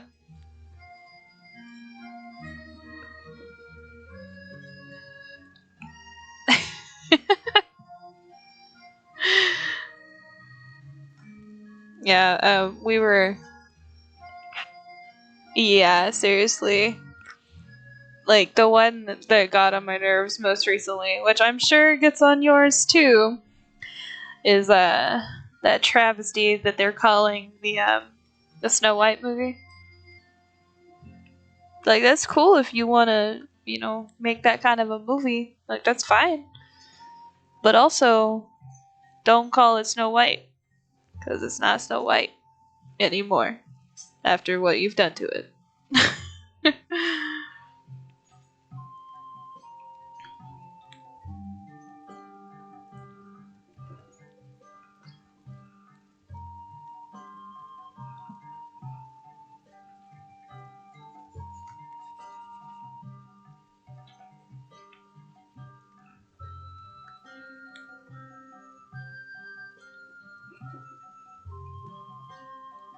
Nope. Sure not. Not for me either. Especially how trashy she was talking about the original Snow White. And I'm just like, you realize that was the first large animated motion picture ever to be made in history, right? Like, know your place, trash. Like, come on. Like, I'm Disney does some pretty, shady stuff and all this blah blah blah and all this stuff, but I'm still like, give respect where respect is due. Like, that was outstanding for its time. It was the first one. Yeah, it's so frustrating. Like, there's so many girl boss movies. Like, we have, little girls have friggin' Frozen now. Like, where it wasn't about the guy, it wasn't about this, that, or the other.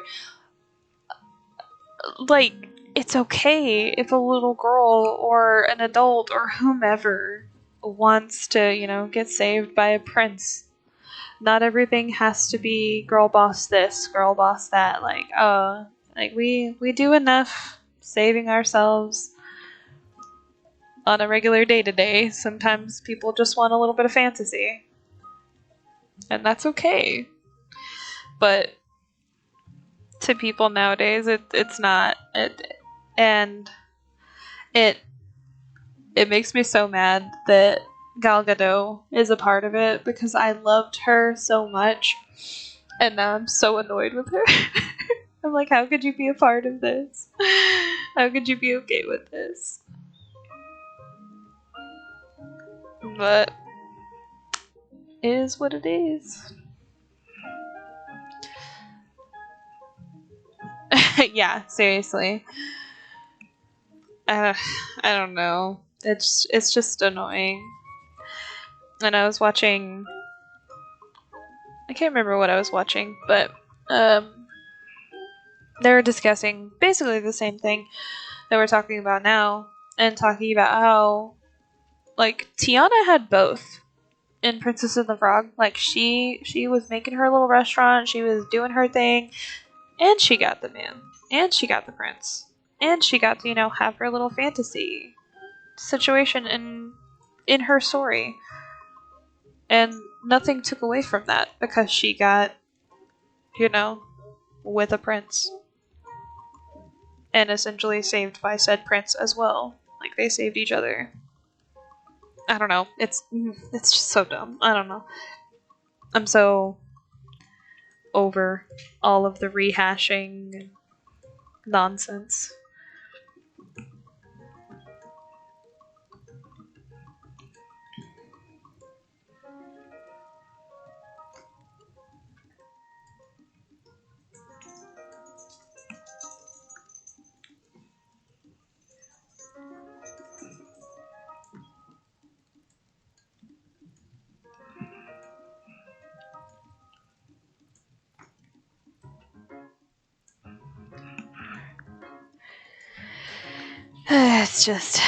It's insane. I just wish that they would have their own thoughts and their own ideas for like 5 minutes instead of, you know, taking fairy tale stories and making them into movies and then making them into live action and then making shows about them. It's like they've never had an original thought ever in their entire lives.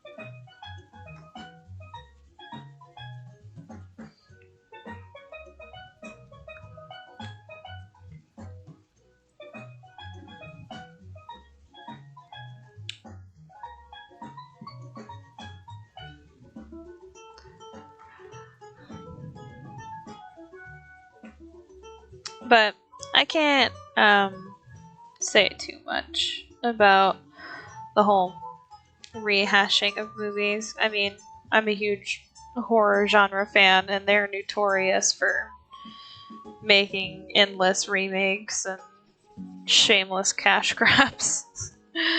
So, can't say too much.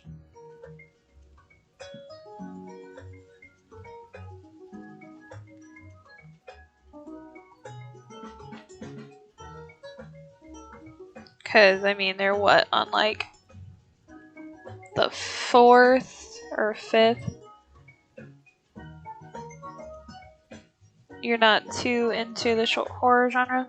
Yeah, it's definitely not for everybody. Um, I love horror movies though. It's my pastime to watch them. Um,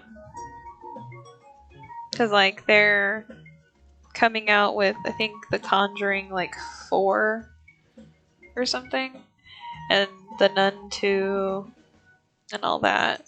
No, Digit, no, you can't get up on the table, baby boy. Not on the desk. I'll be done here in just a little bit. Speaking of which, I'm probably gonna go until 8 o'clock, and then I'm gonna call it for the night. Because I've been going for. At 8 o'clock, it'll be 4 hours and 20 minutes. But, yeah, like I said, they're on Conjuring like 4 or 5. I think it's 4. And also The Nun 2 and Saw 10. So, I mean, I think everybody's a little guilty of the rehashing, but Disney is probably the worst about it, in my opinion.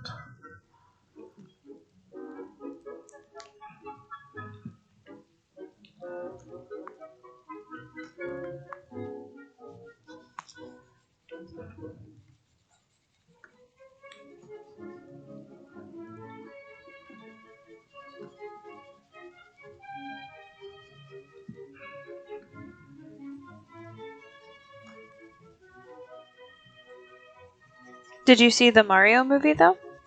I know that's not horror and that's kind of a jump, but did you see the Mario movie since you like video games as well?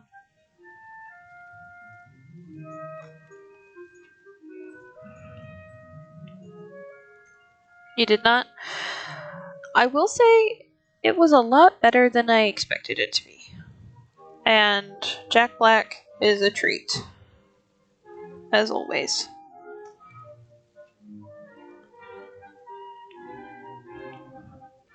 It was a really fun movie. And I was kind of scared about it because I didn't like how Chris Pratt was voicing Mario, but it actually yeah, if you have Peacock, you should definitely watch it. It was really good. And you will forever have the Peaches song stuck in your head. We sing it to each other all the time. It's great. You haven't gone to a movie since Dune? Dune came out like what, 2 years ago? I think. I saw that one on HBO Max. That movie's really good. Um, I watched the Mario movie on Peacock. So there have been plenty of movies where I've just watched them on streaming because like I don't know if they're going to be actually like super good or not, so I just kind of wait for them to be out on streaming.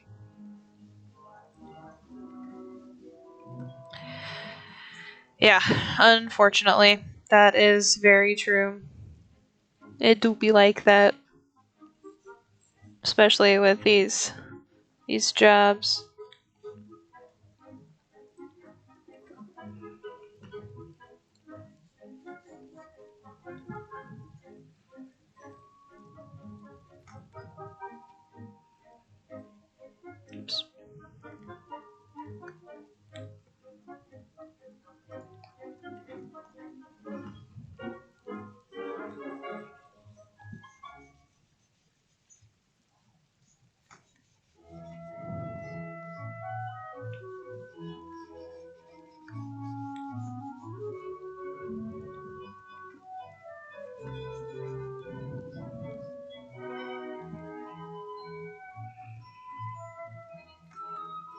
Yeah.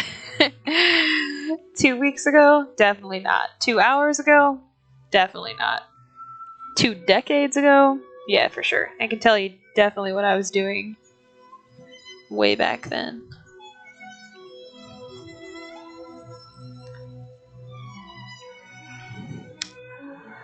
But okay, it is 8 o'clock, so I'm gonna go ahead and call it here. I need to go eat food. Joel ordered pizza, so I'm super excited for that. And I'm gonna go find a random horror movie to watch until I go to bed. And my cat is yelling at me. Hey, Boba. Yay! I'm so glad. I hope you definitely decide to come around more often. I always like making new friends to hang out. And it's been super fun. I've had a lot of fun talking to you guys. This stream's been really fun. So I will probably finish this up at some point, either today or tomorrow. So I'll probably have something new to work on tomorrow's stream. So, Captain, I don't know if you noticed, but I do try to stream every Monday after work. So, if you can come by, then that's awesome. If not, probably weekend. So, I'm gonna go eat pizza.